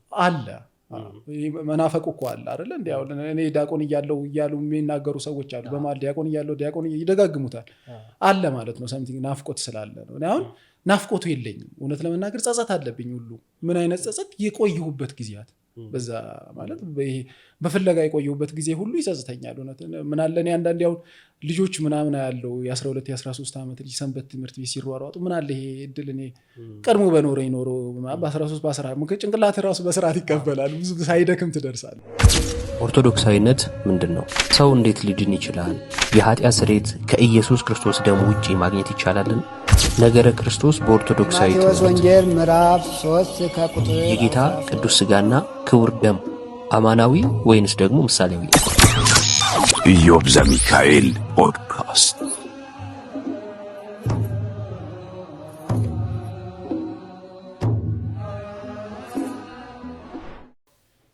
እና ትልቁ አንዱ የታድሶ ሰዎች ክፍተት የሚፈጥሩት ከምን አንጻር ነው? የነበሩበትን ወይ ነበርኩበት የሚሉትን ነገር በጥላቻ መሄዳቸው ራሱ ወይ በጥላቻ መናገራቸው ስታይ አሁንም ውስጣቸው ናፍቆት እንዳለ ነው የሚያሳየው። ምክንያቱም አንድ ሰው ትቼዋለሁ፣ ንቄዋለሁ፣ ጥዬዋለሁ ያለውን ነገር ደጋግሞ ሲያነሳው ላታይ ትችላለህ። ሊያነጻጽር ይችላል። ለምሳሌ እኔ ከንጽጽር አንጻር ልሰራበት ይችላለሁ። ቀድሞ ፕሮቴስታንት ኦርቶዶክስ የነበርኩበትን ንጽጽር ሰርቼ የተሻለውን አገኘው ልል ይችላለሁ። ግን ለፕሮቴስታንት እኔ ጥላቻ የለኝም። ጥላቻ ካለብህ አለ ማለት ነው ችግር ውስጡ ማለት ያለቀቀ ነገር አለ። እንደውም እኔ ርህራሄን ያለኝ ያሳዝነኛል እውነት ለመናገር እንደኔ ነበሯ። ስለዚህ እንደዛ ሳይ እንደውም ባወቁልኝ ልክ ብርሃነ ዓለም ቅዱስ ጳውሎስ ከዚህ ስራቴ በስተቀር ብሎ ሰንሰለቱን አሳይቶ ሁላችሁም እንደኔ ብትሆኑ እወዳለሁ አለ። ሁሉም ሰው እንደኔ ቢሆን ደስ ይለኛል። ኦርቶዶክስ ቢሆን እንደው ለዛ አልበቃውም እንጂ ስራቴ ለማለት ቢያንስ እኔ ያገኘሁትን ድነት አገኙ ከማለት ሳቲስፋክሽን፣ ደስታ፣ ይሄ ስቴብል መሆን፣ መረጋጋት በአንደበት የምትናገረው አይደለም። ባይዘው አንዳንዴ በስጋው ደግሞ የሚገኝ በረከት ነው። በንስሐ ህይወት የሚገኝ በረከት ነው። የሆነ እርግጥ ማለት በቃ ተስፋን ማግኘት፣ ስክን ማለት፣ የቴዎሎጂካል ኮንፊውዥን ውስጥ አለመግባት፣ አንድ ጊዜ አምነ መቀመጥ። እንደሱ አሁን ምንድነው ይሄ ቅድም እንዳነሳ ነው ከታሪካዊ አንጻር ለምሳሌ እኛ ጋር ቤተክርስቲያን አይደለች የትርጓሜ ቤቷ እሷ ካለች ረፍት አለ። በቃ ወደ ቤተክርስቲያን ሄዶ ያርፋል ሰው። እዛ ግን ወደ ቤተክርስቲያን ሄድኩ ማለትም አትችልም በነገራችን። ምክንያቱም እዚህ ጋር የሰበከውን እዛ ጋር ሌላ ልታገኝ ስለምትችል ማለት ነው። በነገረ ድህነቱ በዋናው ዶግማ በሆነው ነገር ላይ እንኳን ብዙ አይነት ልዩነቶች ስላሉ የማረፍ ነገር ላታይ ትችላለህ። በነገራችን አንዳንዶቹ እኮ ነገር ያለ ማረፍ ችግሮች ናቸው። ስድብ፣ ጩኸት አይተህ እንደሆነ ሰዎችን መዘርጠጥ፣ ቤተክርስቲያን የሚያክል ነገር ባያምኑባት እንኳን እንደ ተቋም አለማክበር። ተቋም እንኳን እኮ ይከበራል። እስልምናን እኮ ያላምንበትም እንደ ተቋም ግን እኮ አከብረዋለሁ። ተቋም ነዋ። ገብቶሃል? ከዛ አንጻር እንደዛ እንኳን ማከብሩ የሆኑበት ለምንድን ነው? ያለማረፍ ችግር ነው ማለት ነው። አረኩም በነገረ ድህነት ትምህርት ያረካ ሰው ደግሞ ረፍት የለውም። ስለዚህ ምንድነው ማሸነፉ ለሱ በምንድነው የሚገልጠው? በስድብ፣ በመዘርጠጥ፣ ክፉ በመናገር የሰዎችን ይሄ ሪፑቴሽን የሚበል ስማቸውን በማቅለል፣ በማራከስ፣ በማቃለል፣ በማጣጣል እንደዚህ አይነት ዘዴዎችን በማጠቀም ነው ብዙ ጊዜ የሚጠቀም። ይሄ ደግሞ ያለማረፍ ምልክት ነው። ከቤተክርስቲያን የወጡ ሰዎች መገለጫቸው እንደውም ስድብ እኮ እስኪመስል ድረስ አይደለ? አሁን ቤተክርስቲያን ሲሳደብ ካየኸው የመረረ ስድብ የሚሳደበው ቤተክርስቲያን ውስጥ የነበረ እና የወጣ ሰው ነው። እንደውም ያላወቃትማ ቢተቻትም አክብሮ ነው የሚተቻት። እና እንዳልከው ይሄ እንደውም እኮ አጉል የሆነ ፍቅር ራሱ እኮ ተቀይሮ ጥላቻ ሊያመጣ ይችላል አይደለ? በትክክለኛ መንገድ ያልተመራ ፍቅር ራሱ ማለት ነው። እንዳልከው ደግሞ ቤተክርስቲያን አሁንም ስለምትናፍቃቸው ወይንም ደግሞ ጥላቻቸው ሊወጣላቸው ስላልቻለ በትምህርት ከመሞገት ይልቅ በስድብ፣ በማሸማቀቅ፣ አባቶችን በመሳደብ ስሜታቸውን ለመግለጽ ይሞክራሉ። ጥሩ ሀሳብ ነው ያነሳው ናቱ። ተመልካቾቻችን እንግዲህ ሰብስክራይብ እያደረጋችሁ አብራችሁ እንድትሆኑ በድጋሚ ማሳሰብ እንፈልጋለን። ይህ የምናነሳው ሀሳብ ለሰዎች የመዳን ምክንያት እንዲሆን ነው። ናቲ ወንድማችን ወደ ቤተክርስቲያን የመጣበትን መንገድ ቅድም ሲነግረን ነበረ እና ሰው መመርመር እንዳለበት በኋላም ላይ የሆነ ጥያቄ አነሳና እዛም ላይ ያብራራልናል። ግን ደግሞ ሰው ከመረመረ፣ ካነበበ፣ ካወቀ እውነትን ያገኛታል።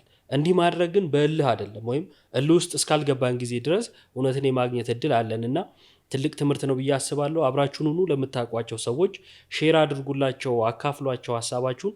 ኦርቶዶክሳዊነት ምንድን ነው የሚለውንም እንዲያገኙ በር ከፋች ነው ብዬ አስባለሁ። ናቱ የፕሮቴስታንቲዝም የስህተት ምንጭ ምንድነው ብለህ ታስባለህ? ለምሳሌ እኔን ልንገርህና ከተስማማ ሀሳቡን እንትን ትለኛለህ። ለምሳሌ ፕሮቴስታንቲዝም ውስጥ 5 ሶላዎች አሉ አይደለ? የ5ቱ ሶላዎች እና ደግሞ የሌሎችን ምንፍቅናዎች እናት ነው ብዬ ማስበው እኔ ሶላ ስክሪፕቹራ የሚለው የተጻፈ ብቻ የሚለው ማለት ነው። በእርግጥ አንዳንዶቹ ሶላ እና ሶሎ በሚል ለያይተው ግቡ አንድ ቢሆንም ለያይተው እንደው የኛ እኮ ትውፊትም ምናምን እንቀበላለን ለማለት ይሞክራሉ። ትውፊቱንም ግን በራሳቸው መረዳት ነው የሚመዝኑት። እና ይሄን ለምንድን ነው ያልኩ? ሶላ ስክሪፕቹራ የተጻፈ ብቻ ይሉና ከአባቶች ትምህርት ከቤተክርስቲያን ታሪክ ይለዩትና ምን ያደርጋሉ? የራሳቸውን ሀሳብ መጽሐፍ ቅዱሱ ላይ ይጭናሉ።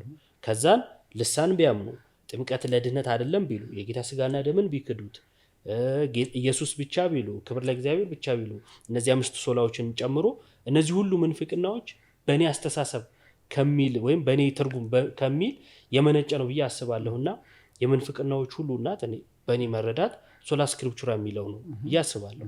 ምን ትላለህ እዚህ ላይ? እሱ በጣም አሪፍ ሀሳብ። አሁን እኮ እሱ ቃል በሌላ ስታዩ ምን ማለት ነው? የተጻፈ ነገር ልክ ነው ማለት ነው። ነገራችን ላይ የተጻፈ ነገር ሁሉ ልክ ከሆነ ደግሞ እስልምናም ልክ ነው አይደለ? እሱ ሶላ ስክሪፕቸር እኮ መጽሐፍ ነው ልክ የሚያደርገው ነው ማለት ነው።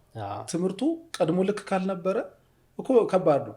ምክንያቱም አሁን አንዳንድ ጊዜ ምንድነው እንደ አይነት ነገር ኮንፊውዥንስ የሚገቡት ቅዱሳት መጽሐፍት ሲጻፉ አይደለም ልክ የሆኑት፣ ልክ የሆነ ነገር ነው የሚጻፉ። ትምህርቱማ ነበረ። ስለዚህ ለተጻፈ ነገር ታማኝ የሆነ እግዚአብሔር ደግሞ ለትውፊትስ ታማኝ አይሆንም እንዴ? ታማኝ ነው እግዚአብሔር። ትውፊትም ለማስጠበቅ ታማኝ ነው። ምክንያቱም የተጻፈ ጽሁፍ ሊሳሳት ይችላል አይደል? የተጻፈ ጽሁፍ እኮ ሊጠፋ ይችላል።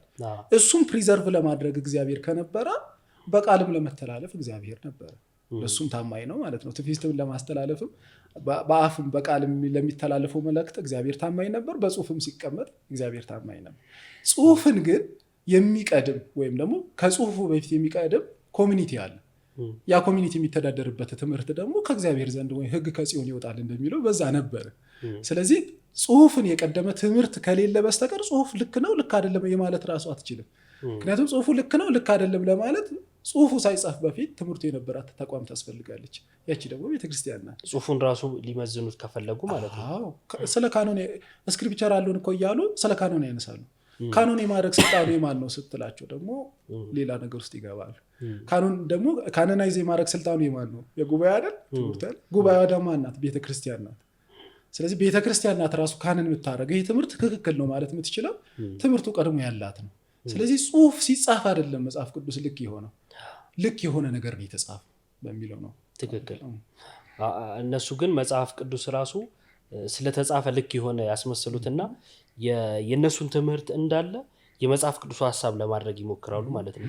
ልክ ሙስሊሞች አሁን ተነስተው ቀድሞ የነበሩ ነቢያትን ሁሉ ሙስሊም ለማድረግ እንደሚታገሉት ማለት ነው። ሙስሊም ናቸው ብለው እስልምናን ለማቆም ልክ እንዲሁ እነዚህም ጥምቀት ለድነት አይደለም የመሳሰሉትን የራሳቸውን ትምህርት ያነሱና የጌታ ቤተክርስቲያን የኛ ነች የኛ እምነት ነው ልክ ይሉና መጽሐፉ ላይ ይጭኑታል ማለት ነው። የምንፍቅናዎች ሁሉ እናት ብትባል እንትን የማይለባት ሶላ ስክሪፕቹራ የምትባለው የሉተር ትምህርት ማለት ነው። አንድ ሀሳብ ደግሞ ላንሳለ። ፕሮቴስታንት ውስጥ በጣም የተለመደ ሰው ሁሉ እንዴ ይሄ ፕሮቴስታንት ነው ብሎ እንዲል የሚያደርገው ነገር አለ። እርሱ ምንድነው? መቃወም። ሁሉ ነገር መቃወም፣ ማይቃወሙት ነገር የለም እና ሁሉን ቢስማሙት በመቃወም ነውና የሐዋርያቱ እምነት ተቃውሞ ነበር መነሻቸው። የሚገርም ነገር እንኳን ሊቃወሙ እነሱ ነው ከምኩራብ የተገፉት። ቅዱስ ጳውሎስ እኮ የገባውን እውነት ወደ ምኩራብ ነው እንደውም ይዞ ሄደው ጁዳይዝም ወደ ሆኑት ማለት ነው። ሄደው ስትጠብቁት የነበረው ሲጠበቅ የነበረው መሲህ መጥቷል ብለው ማለት ነው ተገፍተው ከምኩራብ አስወጣቸው እንጂ እንኳን ፕሮቴስት ሊያደርጉ ማለት ነው። በጣም የርህራሄ ልብ እንዳላቸው የምታየው እንደውም ሰርፍ ሊያደርጉ ነው። ይኸው በቅዱሳት መጽሐፍት እኮ የተመሰከረለት ክርስቶስ መጥቷል። ለምሳሌ ማቴዎስ የተጻፈው ለዛ አይደል?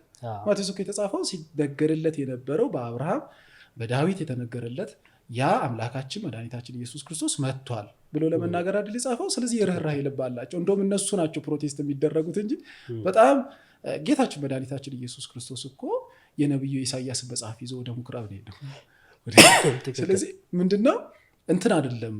አባቶቻችን ፕሮቴስተሮች አይደሉም በባህሪያቸውም ራሱ የመቃወም እንደውም ምንፍቅናን ሲያወግዙ እኮ ለ3 ወር ለ4 ወር እኮ ይሰነብታሉ። ምክንያቱም መቃወም አይደለም አላማቸው፣ መመለስ ነው። አሪዮስ እኮ ራሱ ነው የወጣው እንጂ ሄድልን እኮ አላሉትም። 4 ወር በ318 ሊቃውንት መመከር ማለት ምን ይኮ እንዴ 40 ዓመት ብትማሩ እኮ ዩኒቨርሲቲ ውስጥ አታገኙም። ይሄን በ318 ሊቃውንት አትናቴዎስን በመሰሉ አባቶች መካከል ለእስክንድሮስን በመሰሉ ታላቅ አባቶች መካከል ቁጭ ብለህ ተመክረህ ለ3 ወር ሙሉ ምን አይነት አመፀኝነት ነው ራሱ መጨረሻ። እንደውም የኛ የጸሎት መጽሐፍ ላይ ሰይፈ መለኮት የሚባል አለ የሐሙስ ላይ ምን ይላል? አሪዮስ በፌዝ እንደውም በቃ ተቀብያለሁ የእናንተን ብሎ በኋላ በስጋውና ደሙን የተጋለጠው ቅዱስ ቁርባን እንስራ ሲል ነው ጉድ የፈላው ማለት ነው። ስለዚህ አሁን ቅዱስ ቁርባን ራሱ ለምን እንደሚሸሹ በዚህ በኩል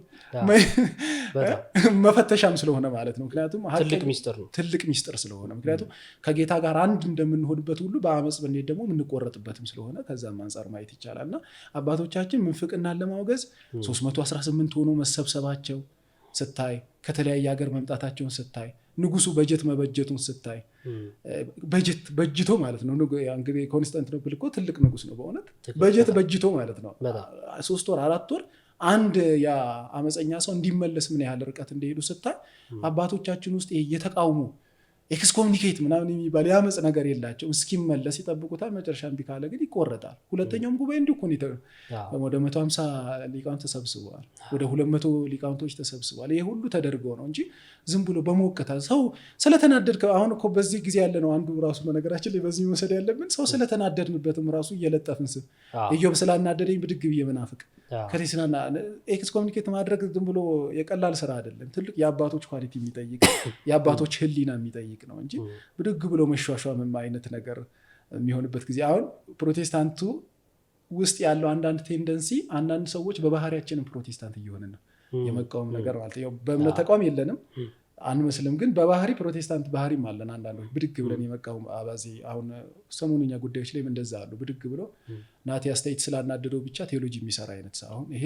በስም ክርስቲያን የሆነና በባህሪ ፕሮቴስታንት የመሆን ነገር አለ እና ግን አባቶች ላይ ይሄ የለም። በጣም ካልም እንደሆኑ በተለይ አሁን ኮቲክ አካባቢ ስዕል እንኳን ሲሳል አይተ እንደሆነ ጭንቅላት ትልቅ ነው፣ አይን ትልቅ ነው፣ ጆሮ ትልቅ ነው፣ አፍ ጠባብ ናት። ለመናገር እንኳን ትንሽ የመቆጠብ ነገር ከመፍረድ ሰከን ይላሉ ማለት ነው። በጣም ጥሩ ሀሳብ ነው ያነሳው ናት። የቤተክርስቲያን አባቶች ሰው ሲስት እንኳን ሰውየው እንዲመለስ እንጂ እንዲጠፋ ስለማይፈልጉ የሚከፍሉት ዋጋ ትልቅ ነበረ እና ቤተክርስቲያን በዚህ መልኩ ነው እዚህ የደረሰችው። ፕሮቴስታንት ውስጥ የምናየው ነገር ደግሞ ፈጽሞ የተለየ ነው። ነገረ ክርስቶስ ላይ ልታወራው ቀርበ ነገረ ማርያም ያነሳብህና ወይ ገድል ወይ ድርሳን የሆነ ነገር አንስቶብህ ብቻ አሸማቆ እንዴት እንደሚያሸንፍ ነው የሚያስበው እና እሱ ነገር የምር እነዚህ ሰዎች የክርስቶስ ልብ ኖሯቸው ነው ወይም መጽሐፉ እንደሚለው ወይም ደግሞ ሐዋርያቱ ሲያስተምሩ አይተው ነው የሆነ ጥያቄ ይጭርብሃል እና ለሁላችንም ትምህርት ነው። ጥሩ ሀሳብ ነው ያነሳው ናቱ። እያገባደድን ነው እና በመጨረሻ ላነሳልህ የምፈልገው ምንድን ነው በደንብ እንድታብራራው አንተ ወስነህ እንድትመጣ ያደረገህ ነገር አለ። ሰዎች ደግሞ ወስነው መምጣት ያቃታቸው ነገር አለ እና በመምጣት ማለትም የነበሩት ስህተት ሆኖ ወደ እውነት ሲመጡ የሚያጡት ነገር አለ። ከኑሮም ከምንም አንጻር ለመወሰን የሚቸገሩት ነገር አለና ከራሴ የውሳኔ ሂደት ጋር ሰዎች ወስነው ደግሞ ቢመጡ የሚያገኙትን ነገር አነጻጽረ መልእክትን አስተላልፍ። ጌታችን መድኃኒታችን እንዳለው ነው። እውነትን ታውቃላችሁ አይደል? መጀመሪያ ማወቁ ነው የሚቀድመው፣ ውሳኔ አይደለም የሚቀድመው፣ ማወቅ ነው። ካወቁ በኋላ ነው ውሳኔው የሚከተለው። መጀመሪያ ማወቅን ይቀድማል።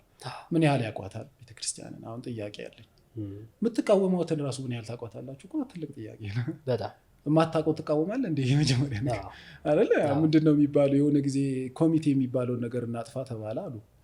ኮሚቴ እናጥፋ፣ ከዛ ኮሚቴ እናጥፋ ተብሎ ተሰብስቦ ኮሚቴ የሚያጠፋ ሌላ ኮሚቴ ተቃውሞ። ስለዚህ ምንድነው ፕሮቴስት የምታደርግበት ነገር ራሱ መቃወሙ ራሱ ምንድነው የምቃወሙ? ታርጌት ያደረኩት ነገር የምቃወማት ቤተክርስቲያን ምንድነው የምታስተምረው ራሱ የሚባለው ሳታቅ በግምት እኮ አይደለም የሚሆነው። መጀመሪያ ለመቃወም ራሱ ማለት ነው። ግን መጀመሪያ ያወቋት ነው። የመጀመሪያ ምን ታስተምራለች፣ ምን ትናገራለች፣ ምን አይነት ስርዓት አላት የሚለውን ነገር በደንብ ይዋት። ከባ በኋላ ካወቀ በኋላ ግን ደግሞ ወደ ዲሲሽን መምጣት ያስፈልጋል ብዬ አስባለሁ። መጀመሪያ ግን እውቀቱ ነው የሚቀድመው። በግብታዊነትም መሆን የለበትም። አንዳንድ ሰዎች መጥተው የተመለሱም ስላየው ማለት ነው። መጥተው የተመለሱ አሉ። ሞቅ ብሏቸው መጡ፣ በቃ ተመልሰው ሄዱ። መልሰው ደግሞ ቤተክርስቲያንን መውቀስ ጀመሩ፣ መዝለፍ ጀመሩ። አንዳንዶችን እንደው እኔ የመጣው ሰሞን አንድ ወንድም መጥቶ ነበር፣ አንድ ወጣት ተመልሶ ደግሞ እየተሳደበ አየሁት። ለምንድነው ይሄ ሰው ማን ነው እንደው በግልጽ ለመናገር ሶፊ ላይ ቀርቦ ሶላ ሲጠይቅ እንኳን ያላወቀ ሰው የራሱንም አላወቀም ነበር፣ ቤተክርስቲያንንም አላወቃትም ነበር። ከዛ በጣም ቻሌንጅ ሲበዛበት ጥሎ ሄደና አሁን ደግሞ መልሶ መሳደብ ጀመረ። መጀመሪያ ያወቋት ነው ቤተክርስቲያን እንዴት ነው የምታስተምረው፣ ትምህርቷን ካወቁ በኋላ ከዛ በኋላ መወሰን ግን ያስፈልጋል። እውነት ላይ መዘግየት ደግሞ ከባድ። እኔ ለምሳሌ ዘግይቼ ተጎድቻለሁ። ትንሽ የዘገየው ይመስለኛል። ፍለጋ ላይ ብዙ ቆይቻለሁ። እኔ ብዙ ነው የቆየሁት። 6 ዓመት 7 ዓመት ቆይቻለሁ። አነብ ነበር። በሚገርም ነገር እዛው እያለሁ እንኳን አነባለሁ። አንባቢ ያስታውቃል። እውነት አነባለሁ። የኦርቶዶክሶችን መጽሐፍ አነብ ነበር፣ በደንብ አድርጌ አነብ ነበር። ግን ምን ታነብ ነበር? በደንብ ያነበብከው ምን ነበር? የመልአከ ብርሃን አድማስ ሁለቱንም፣ ለካቶሊክና ለፕሮቴስታንት የተጻፉት ኮከ ሃይማኖትና መድሎተ አሜን። መምህር ግርማ ባቱ መጽሐፍ ገብቶ ነበር፣ የነገረ መለኮት መጽሐፍ እንደ መግቢያ የሚለውን እሱን በደንብ ነው ያነበብኩት እዛ እያለሁ። ቀሲስ መዝገቡ ካሳ በትረ ሃይማኖት በደንብ ነው ያነበብኩት። እሱ መጽሐፍ በጣም ነው የምወደው መጽሐፍ። በትረ ሃይማኖት በጣም ነው። በዚህ በኩል በነገራችን ላይ ላመሰግን እወዳለሁ ቀሲስ በጣም መዝገቡ በጣም ብዙ ትምህርት ሰጥተውኛል ማለት ነው። በተለይ ስለ ኦርቶዶክሳዊ ይሄ ሚስቲካል ቴዎሎጂ የሚባለው ነገር ወይም ሚስጥራዊ ነገረ መለኮት በደንብ የገባኝ በሳቸው እና በዚህ በኩል በጣም ትልቅ መጽሐፍ ነው። ብዙ ሀሳብ ያስጨብጣል። በጣም በነገራችን ላይ ከብዙ ዓመታት በፊት 5-6 ዓመት አይሆንም ብለህ ነው ሰው ገዛልኝና ላነበው ሞከርኩ። ከበደኝ። እንደውም መቼ ዕለት ነው ከሐኪም ጋር እያወራን አንስቼው ነበር እና ላነበው ሞከርኩና ከበደኝ። እንዴት ልረዳው? ለካ ለማንበብ ራሱ እንደውም የኔታ መጋቢ አዲስ እሸቱ ጉዝጓዝ ያስፈልጋል ይላሉ። ከስር ካልጎዘጎዝክ የሚሉት ነገር አለና የተወሰነ ነገር ለካ ማወቅ አለብህ። አንዳንድ መጽሐፍቶች እንዲገቡ፣ አንዳንድ ሀሳቦች እንድትረዳ የሆነ ደረጃ ለካ ከፍ ማለት አለብህ እና እንደውም አንዳንድ ሰዎች ከመስመር የሳቱት ያለ አቅማቸው አንብበው ነው ይባላል እና ያለ አቅም ከማንበብ ከስር ጀምሮ እያወቁ መሄድ ጥሩ ነው እና በትረ ሃይማኖት ዛሬ ላይ ሳነበው ደስ እያለኝ አነበዋለሁ። ያኔ ግን በሰዓቱ ትንሽ ከብዶኝ ነበረ እና እሱ ላይ የነበረኝ ገጠመኝ። በጣም ጥሩ ጥሩ መጽሐፍቶች በተለይ ማህበረ ቅዱሳን ላይ የሚታተሙት መጽሐፍቶች ለምሳሌ የመልአከ ብርሃን አድማስ ጀንበሬ ታሪካዊ ነገራቸው እንደ በአማን ነጸረ መምህር ፋንታውን ዋቄ እነዚህ ተሰብሰብ ብለው ሁሉ ጽፈውታል፣ አንብቤዋለሁ። በጣም ጥልቅ ነው በነገራችን ላይ እና የኔ እንግዲህ ክርስትና ስሜ እንደው የእሳቸው ልጅ ያለው ድፍረቴ ተስፋ ስላሴ ሞገስ በጣም ትልቅ ሊቅ ናቸው። ዩቲዩብ ላይ ከታተላቸው ነበር ባይዘው ትልቅ ሊቅ ናቸው እና የእሳቸውን አንዳንድ ነገር አይ ነበርና ምንድነው ግን አንድ ሰው ወደ እውነት ማወቅ ከመጣ በኋላ ካልወሰነም ደግሞ ተሰቃይቶ ነው የሚያልቀው። በነገራችን ውሳኔም ደግሞ ወሳኝነት አለው። አንዳንድ ሰው ያነብና ያውቃል፣ ይገባዋል። በነገራችን ላይ እንደዛ አሉ አንዳንድ ሰዎች እንደው ስማቸው መጥቀስ ቢያስፈልግ እነ ዶክተር ወዳጄ እነ ፓስተር ማን ነው ስለ ኦርቶዶክስ መልካም የሚናገረው ቸሬ እነዚህ አይነት ሰዎች ጥሩ ነገር ይናገራሉ፣ የሆነም ነገር አላቸው። ግን እኛ ጥሩ የሚናገርልን አላጣንም። በነገራችን እሱ አይደለም ያሳሰበን፣ የሱ ህይወት ነው። ኦርቶዶክሳዊነት መሆን ስለሆነ ወደዚህ ካልመጡ በስተቀር ትግል ነው የሚሆንባቸው ለነሱ። ምን ማለት ነው? ስጋው ደሙን ሳትቀበል ለጦርነት እንደመውጣት ማለት ነው። በዚሁ አጋጣሚ ናቱ ቀጣይ ወደ ሀሳቡ ትቀጥላለህ። ዶክተር ወዳጄን ብዙ ጊዜ ሰማዋለሁ፣ ያው ሁላችንም እንሰማለን እና የሚያነሳቸው ስለ ቤተክርስቲያን አጽዋማት ለምን እንደሚጾሙ ሳይቀር ቅዳሜና እሑድ ምንድን ነው ሲከበር፣ አርብና ሮብ ሲጾም ምንድን ነው እያንዳንዱን ነገር አጽዋማቱንም በዓላቱንም የጌታን በዓላት ሁሉ እያነሳ ያብራራል እና ከቤተክርስቲያን ሲነቅፍ ትምህርት ሲነቅፍ ገጥሞኝ አያውቅም።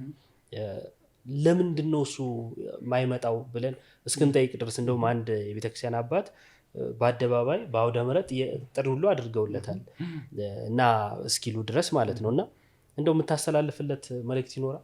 አንዳንዴ ምን አለ መሰለህ፣ እኔ በጣም ነው የማከብረው ባይዘው ሳይኮሎጂካል ነገር እኔ ተምሬያለሁ እና በጣም ነው የምወደው። ከሱም አንጻር ፐርሰናል ዲቨሎፕመንት ላይም ስለሚሰራ ምንድነው አንዳንድ ጊዜ በጣም እያነበብክ ስትሄድ ሊብራል የመሆን ነገር ይኖራል።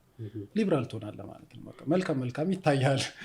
ፖዚቲቭ ሁሉም ሚዲያኑ እንደዛ አይነት ፖዚቲቭ ቫይብ አለ፣ ግን የዲሲሽን ሰው አትሆንም። ሃይማኖት ጋር ደግሞ አይሰራም። ሃይማኖት ጋር ጥላቻ ባይኖርም ሳይድ አለን ግን ምን ቆምበት በቃ ሃይማኖት ነው። እኔ ማንንም አልጠላም፣ ግን በሃይማኖት ደግሞ ከማንም ጋር ልደራደር ማንም መቅረት ይችላል። በነገራችን ላይ በሃይማኖት ከመጣብኝ በኦርቶዶክስና ከመጣ እናት የለ አባት የለ ማንም መቅረት ይችላል። ጌታም እንዳለው ማንም መቅረት ይችላል። ማንም መቅረት ይችላል። በኦርቶዶክስነት ከመጣ ምንም መቅረት ይችላል ብዬ ማመን ሰው ነኝ እኔ። ይሄም በቀላል አልመጣም፣ ብዙ ትግል ጋር የመጣ በኋላ ነው። ምን ለፈልጌ ነው? አንዳንድ ሰዎች ብዙ ቫራይቲ የማንበብ አላቸው። አንዳንድ ሰዎች በጣም ይሄ ምንድነው የሚባለው ቮራሽስ ሪደር አለው። ይሄ አግበስባሽ አንባቢ የሚባሉ በጣም የሚያነቡ ሰዎች አሉ። ከዛ ሊብራል ይሆናሉ። ከዛ ሁሉንም ነገር ጥሩ ነው ማለት ነገር ይሆናል። ይሄ ደግሞ ከባድ ነው የሚሆነው። እውነቱ ይገባህና ውሳኔ ላይ ደካማ ትሆናል። ከውሳኔ ድካም የተነሳ ደግሞ ብዙዎች እንደተፍገመገሙ ጌታችንም ተናግሯል። ውሳኔ ላይ የሚከብዳቸው ሰዎች አሉ። ለምሳሌ አይተህ እንደሆነ ቅዱስ ጳውሎስ በአይሁድ ሲሰብክ ውግራት ይደርስበታል። ግሪኮች ሲሄድ ደግሞ አያውሩትም፣ ግን ምን ይላሉ? ጥሩ ነው ደህና ማለክት የሚያወራ ይመስላል ብለው ትተውት ይሄዳሉ። ምክንያቱም ሊብራል በቃ ምንድነው ሊብራል ናቸው፣ በሀሳብ ችግር የለባቸው። አዲስ አማልክት የሚያወራ ይመስላል ምናምን ብለውም ትተው ይሄዳሉ። እና አንዳንድ ጊዜ በጣም ዲፕ ሲሆን ሰው ወደ ቸልተኝነት አይ ዶንት ኬር ጥሩ ነው ወዳታለሁ ግን ለማለት ይሆናል። እኛ ጋር ደግሞ እንደዛ የለም። ቅድስት ቤተክርስቲያን እኛ በትምህርቷ እንዲደመም አይደለም ሰው የምንፈልገው ወደ ቅዱስ ቁርባን እንዲመጣ ነው። መጥቶ ተጠምቆ የጌታን ልጅነት እንዲያገኝ እግዚአብሔርን ልጅነት እንዲያገኝ ነው። እና በዚሁም ማስተላለፍ የሚያስፈልገው አንደኛ አንብቧት፣ በደንብ እዩዋት። ዝም ብላችሁ በግርድፎ አትተቿት፣ አትስደቧት። በብዙ ነገር ባለውለታ ናት። በነገራችን ላይ ቤተክርስቲያንም ከአስተምሮ አንጻር ብቻ አይደለም። ኢትዮጵያዊማ ሞራል የለውም ሲጀምር። ኢትዮጵያዊ ሆኖ ሞራል የለውም ኦርቶዶክስን ለመናገር ማለት ነው። ባለውለታ ናት በብዙ ከሀገር ከማቆምም አንጻር አሁን የምናወራበትንም ቋንቋ ከመስጠት አንጻር ከብዙ ነገር የሚሳደቡበትን እንኳን አረፍተ ነገርና ፊደል የሰጠቻቸው እሷ ናት። እና ከዛ አንጻር ማክበር ደግሞ ካላከበርክ ደግሞ ከባድ ነው። እና ከዛ አንጻር መጠንቀቅ ያስፈልጋል ብዬ አስባለሁ። ካወቋት በኋላ ግን ለዲሲሽን ደግሞ አለማመንታት። እንደዚህ አይነት ነገር ያለ ይመስለኛል ብዙዎች ላይ። እኔ ሳወራ ሳገኛቸው ብዙዎች ላይ የማየው ምንድነው ብዙዎች ፍርሃትም አለ፣ ድንጋጤ አለ፣ ምን እባላለሁ የሚል አለ። አንዳንዶቹ ራሱ የምርህን ነው ናት የማለት ነገር ነበራቸው እንደዚህ አይነት ውሳኔ ሳደርግ። ምክንያቱም አላህ እዛ አካባቢ ያለው ቫይብ ከባድ ስለሆነ ማለት ነው። እንኳን ወደ ቅድስት ቤተክርስቲያን ከመጣው በኋላ እንኳን አገኛለሁ ሰዎች እኔን እንደውዬ የማገኛቸው አንዳንዶች ይቆጠባሉ። ከኔ ጋር ቆመው ለመታየት የሚያፍሩ አሉ። ከኔ ጋር ቆመው ወቀሳ ፈርተው። በነገራችን ላይ እንደውም አንድ የሚገርምህ ነገር ታላቅ ወንድም ያለና ጨቀጨቀው አንድ ሰው ምን ሆኖ ነው ናቲ ምን ሆኖ ነው እያለ ጨቀጨቀው። እንዴ ኦርቶዶክስ እኮ ነው የሆነው ክርስቲያን ነው የሆነው አልሰለምም እኮ ምን ሆነ ነው አለው። እሱ ራሱ ቢጨንቀው እስኮ ፕሮቴስታንት ራስ አየህ ቢያንስ በክርስትና በሚባለው ሴክት ውስጥ ካለን ምን ነው ይሄን ያህል እንዲያንገበገበ አላ ሊፈለጉት ጫናው ቀላል አይደለም። ስለዚህ ብዙ ነገር አለ። በተለይ ስም የገነቡ ሰዎች ነው የሚቸገሩት እዚህ ጋር። በጣም ስም የገነቡ ሰዎች ይቸገራሉ። በጣም አንብበዋል፣ ታሪክን ያውቃሉ። ለምሳሌ እኔ አንድ ሰው ባነሳልህ አንድ ሰው ለምሳሌ ጳውሎስ ፍቃዱን ላንሳልህ። ጳውሎስ ፍቃዱን እኔ ድሮ ነው የማውቀው፣ መጽሔት ላይ በሚጽፍበት ጊዜ ነው የማውቀው። 90ዎቹ ቤት ራሱን የልጆኛ ነበር የሱ በጣም ጩጬ ሆኜ ማለት ነው። የኑሬ የማንበብ ልምድ ነው በቃ እና ያን ያነብ ነበር የሱን። እና የሚገርም በጣም ፕሮግረስ አለው የሱ።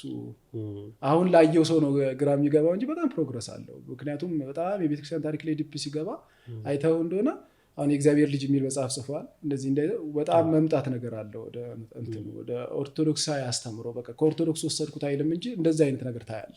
ይሄ ምንድነው ምንድነው የፓስተር ስሜን መጽሐፍ ተችቷል አንድ ዩቲዩብ ቻናል ላይ እና አይቸው ሲተች አንዱ የትችቱ ምንድነው ነጥቡ አንድ አባት እንዴት አጠቅስም ሁሉ እንዴት ከራስህ ተረጉማለህ የሚል ነገር ያነሳል። ትክክል።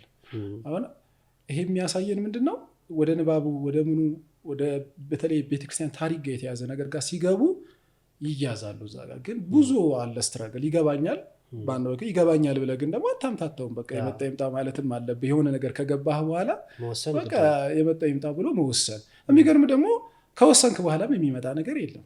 ምንም አልመጣም። እኔ ከወሰንኩ በኋላም የመጣ ነገር የለም። ምክንያቱም እግዚአብሔር ይመስገን ሰላም ነኝ እየኖርኩ ነው። የፈለኩት አንዳንድ ሰዎች ምንድነው ይሄ የለው እስኪወስኑ ድረስ ኮንፊውዥን ውስጥ ይከታቸዋል። ግን ከወሰኑ በኋላ ደግሞ እንደውም አንዳንዴ ቅዳሴ ቤተክርስቲያን የሆነ ጉዞ ምናምን ከሄድን በኋላ አንዳንዴ ቁዘው ቅሩቁሩ የሚያስተኝ ነገር አለ ያስተላል ስትመለስ እንኳን አይደለም እንትን ሪግሬት ልናደርግ ማለት እና ከዛ አንፃር ያነበባችሁ ያወቀችሁት ውሳኔያችሁ ምክንያቱም የአንድ ሰው ውሳኔ ብዙ ነገር ሊያስከትል ስለሚችል ማለት ነው። ከዛ አንፃር በተለይ ያወቃችኋት ቅድስት ቤተክርስቲያን ውሳኔ ላይ ጠንካራ ቢሆኑ መልካም ነው ብዬ አስባለሁ። በጣም አሪፍ ሀሳቦች አንስተናል ብዬ አስባለሁ። ናቱ ደስ የሚል ቆይታ ነበረ። ይህ የምትመለከቱት ኢዮብ ዘሚካኤል ፖድካስት ነው። እንግዲህ መንፈሳዊ ቻናል ነው። መንፈሳዊ የሆኑ ሀሳቦችን መንፈሳዊ የሆኑ ሰዎችን ነው የምናቀርበው። በመንፈሳዊ ትምህርት በተለይ በኦርቶዶክሳዊ ትምህርት ሰው መታነጽ አለበት። ሰው የሚያምነውን ማወቅ አለበት። የማያምነው ደግሞ እኛም እንደምናምን ማወቅ አለበት ከሚል ሀሳብ የመነጨ ፕሮግራም ነው። እንግዲህ ሁላችሁም ቤተክርስቲያን እንድታውቋት ከቤተክርስቲያን ውጭ ያላችሁ ቤተክርስቲያን ውስጥ ያላችሁም ደግሞ የበለጠ አውቃችሁ እንድታሳውቋት የቤተክርስቲያን ዋነኛ አደሯም ጭምር ነውና ይህን የመሰለ ጥሩ ቆይታ ከወንድማችን ናቱ ጋር አድርገናል። በፕሮቴስታንት ቲዮሎጂ ተማሪ ወይም ቲዮሎጂ የነበረ ቲዮሎጂ የተማረ ሰው ነው። በቤተሰቡ እንደነገረን እንደሰማችሁት ከአገልጋይ ከፕሮቴስታንት አገልጋዮች የመጣ ሰው ነው። ሲመጣ አቶት የመጣ ነገር አለ። ኢዮብ ዘሚካኤል ፖድካስት እና በዚህ የህይወት ልምድ ውስጥ ያለፈ ወንድማችን ነው። የመጨረሻ መልእክቱን ያስተላልፍልና ይህን ፕሮግራማችን ጨርሳለን። ናቱ እንደ የመጨረሻ ማጠቃለያና መልእክት አዘል ነገር እስታ። እሺ መጨረሻ ላይ የምናገረው ነገር ቢዶ አንደኛ ወጥነት ከሌለው ነገር መውጣት አስፈላጊ ነው ብዬ አስባለሁ። ወጥነት ከሌለው ያስተምሮ ወጥነት ከሌለው ነገር መላቀቅ ተገቢ ነው ብዬ አስባለሁ። ስርዓት ከሌለበት ማለት የአምልኮ ስርዓት ከሌለበት ነገር ብንላቀቅ ጥሩ ነው ብዬ አስባለሁ። ምክንያቱም መሰዊያ መስዋዕት አቅራቢ ያለበት ውስጥ ስለሆነ ያለ ነው።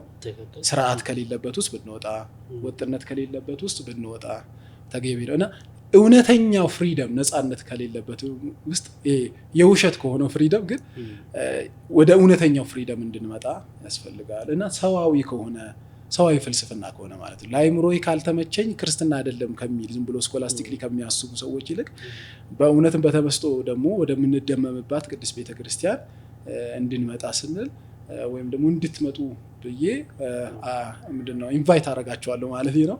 ስለዚህ እኔ የቀመስኩት ስቴቢሊቲ አለ፣ በጣም ሰላም ደስታ አለ በእኔ ህይወት ውስጥ የአምልኮ ስርዓት ያላት ቤተክርስቲያን ውስጥ የታሪክ ወጥነት ውስጥ ያላት እውነተኛ ነፃነት ያላት ቤተክርስቲያን ውስጥ አለውና ኢንቫይት አደርጋቸዋለሁ። መተን የጌታን ቤተክርስቲያን እንቀላቀልላቸዋለሁ። በጣም እናመሰግናለን ናቱ። የነበረን ቆይታ ይህ ነበረ። ስለመጣ ይህን የመሰለ ሀሳብ ስላካፈልከን እግዚአብሔር ያክብርልን፣ በቤቱ ያጽና።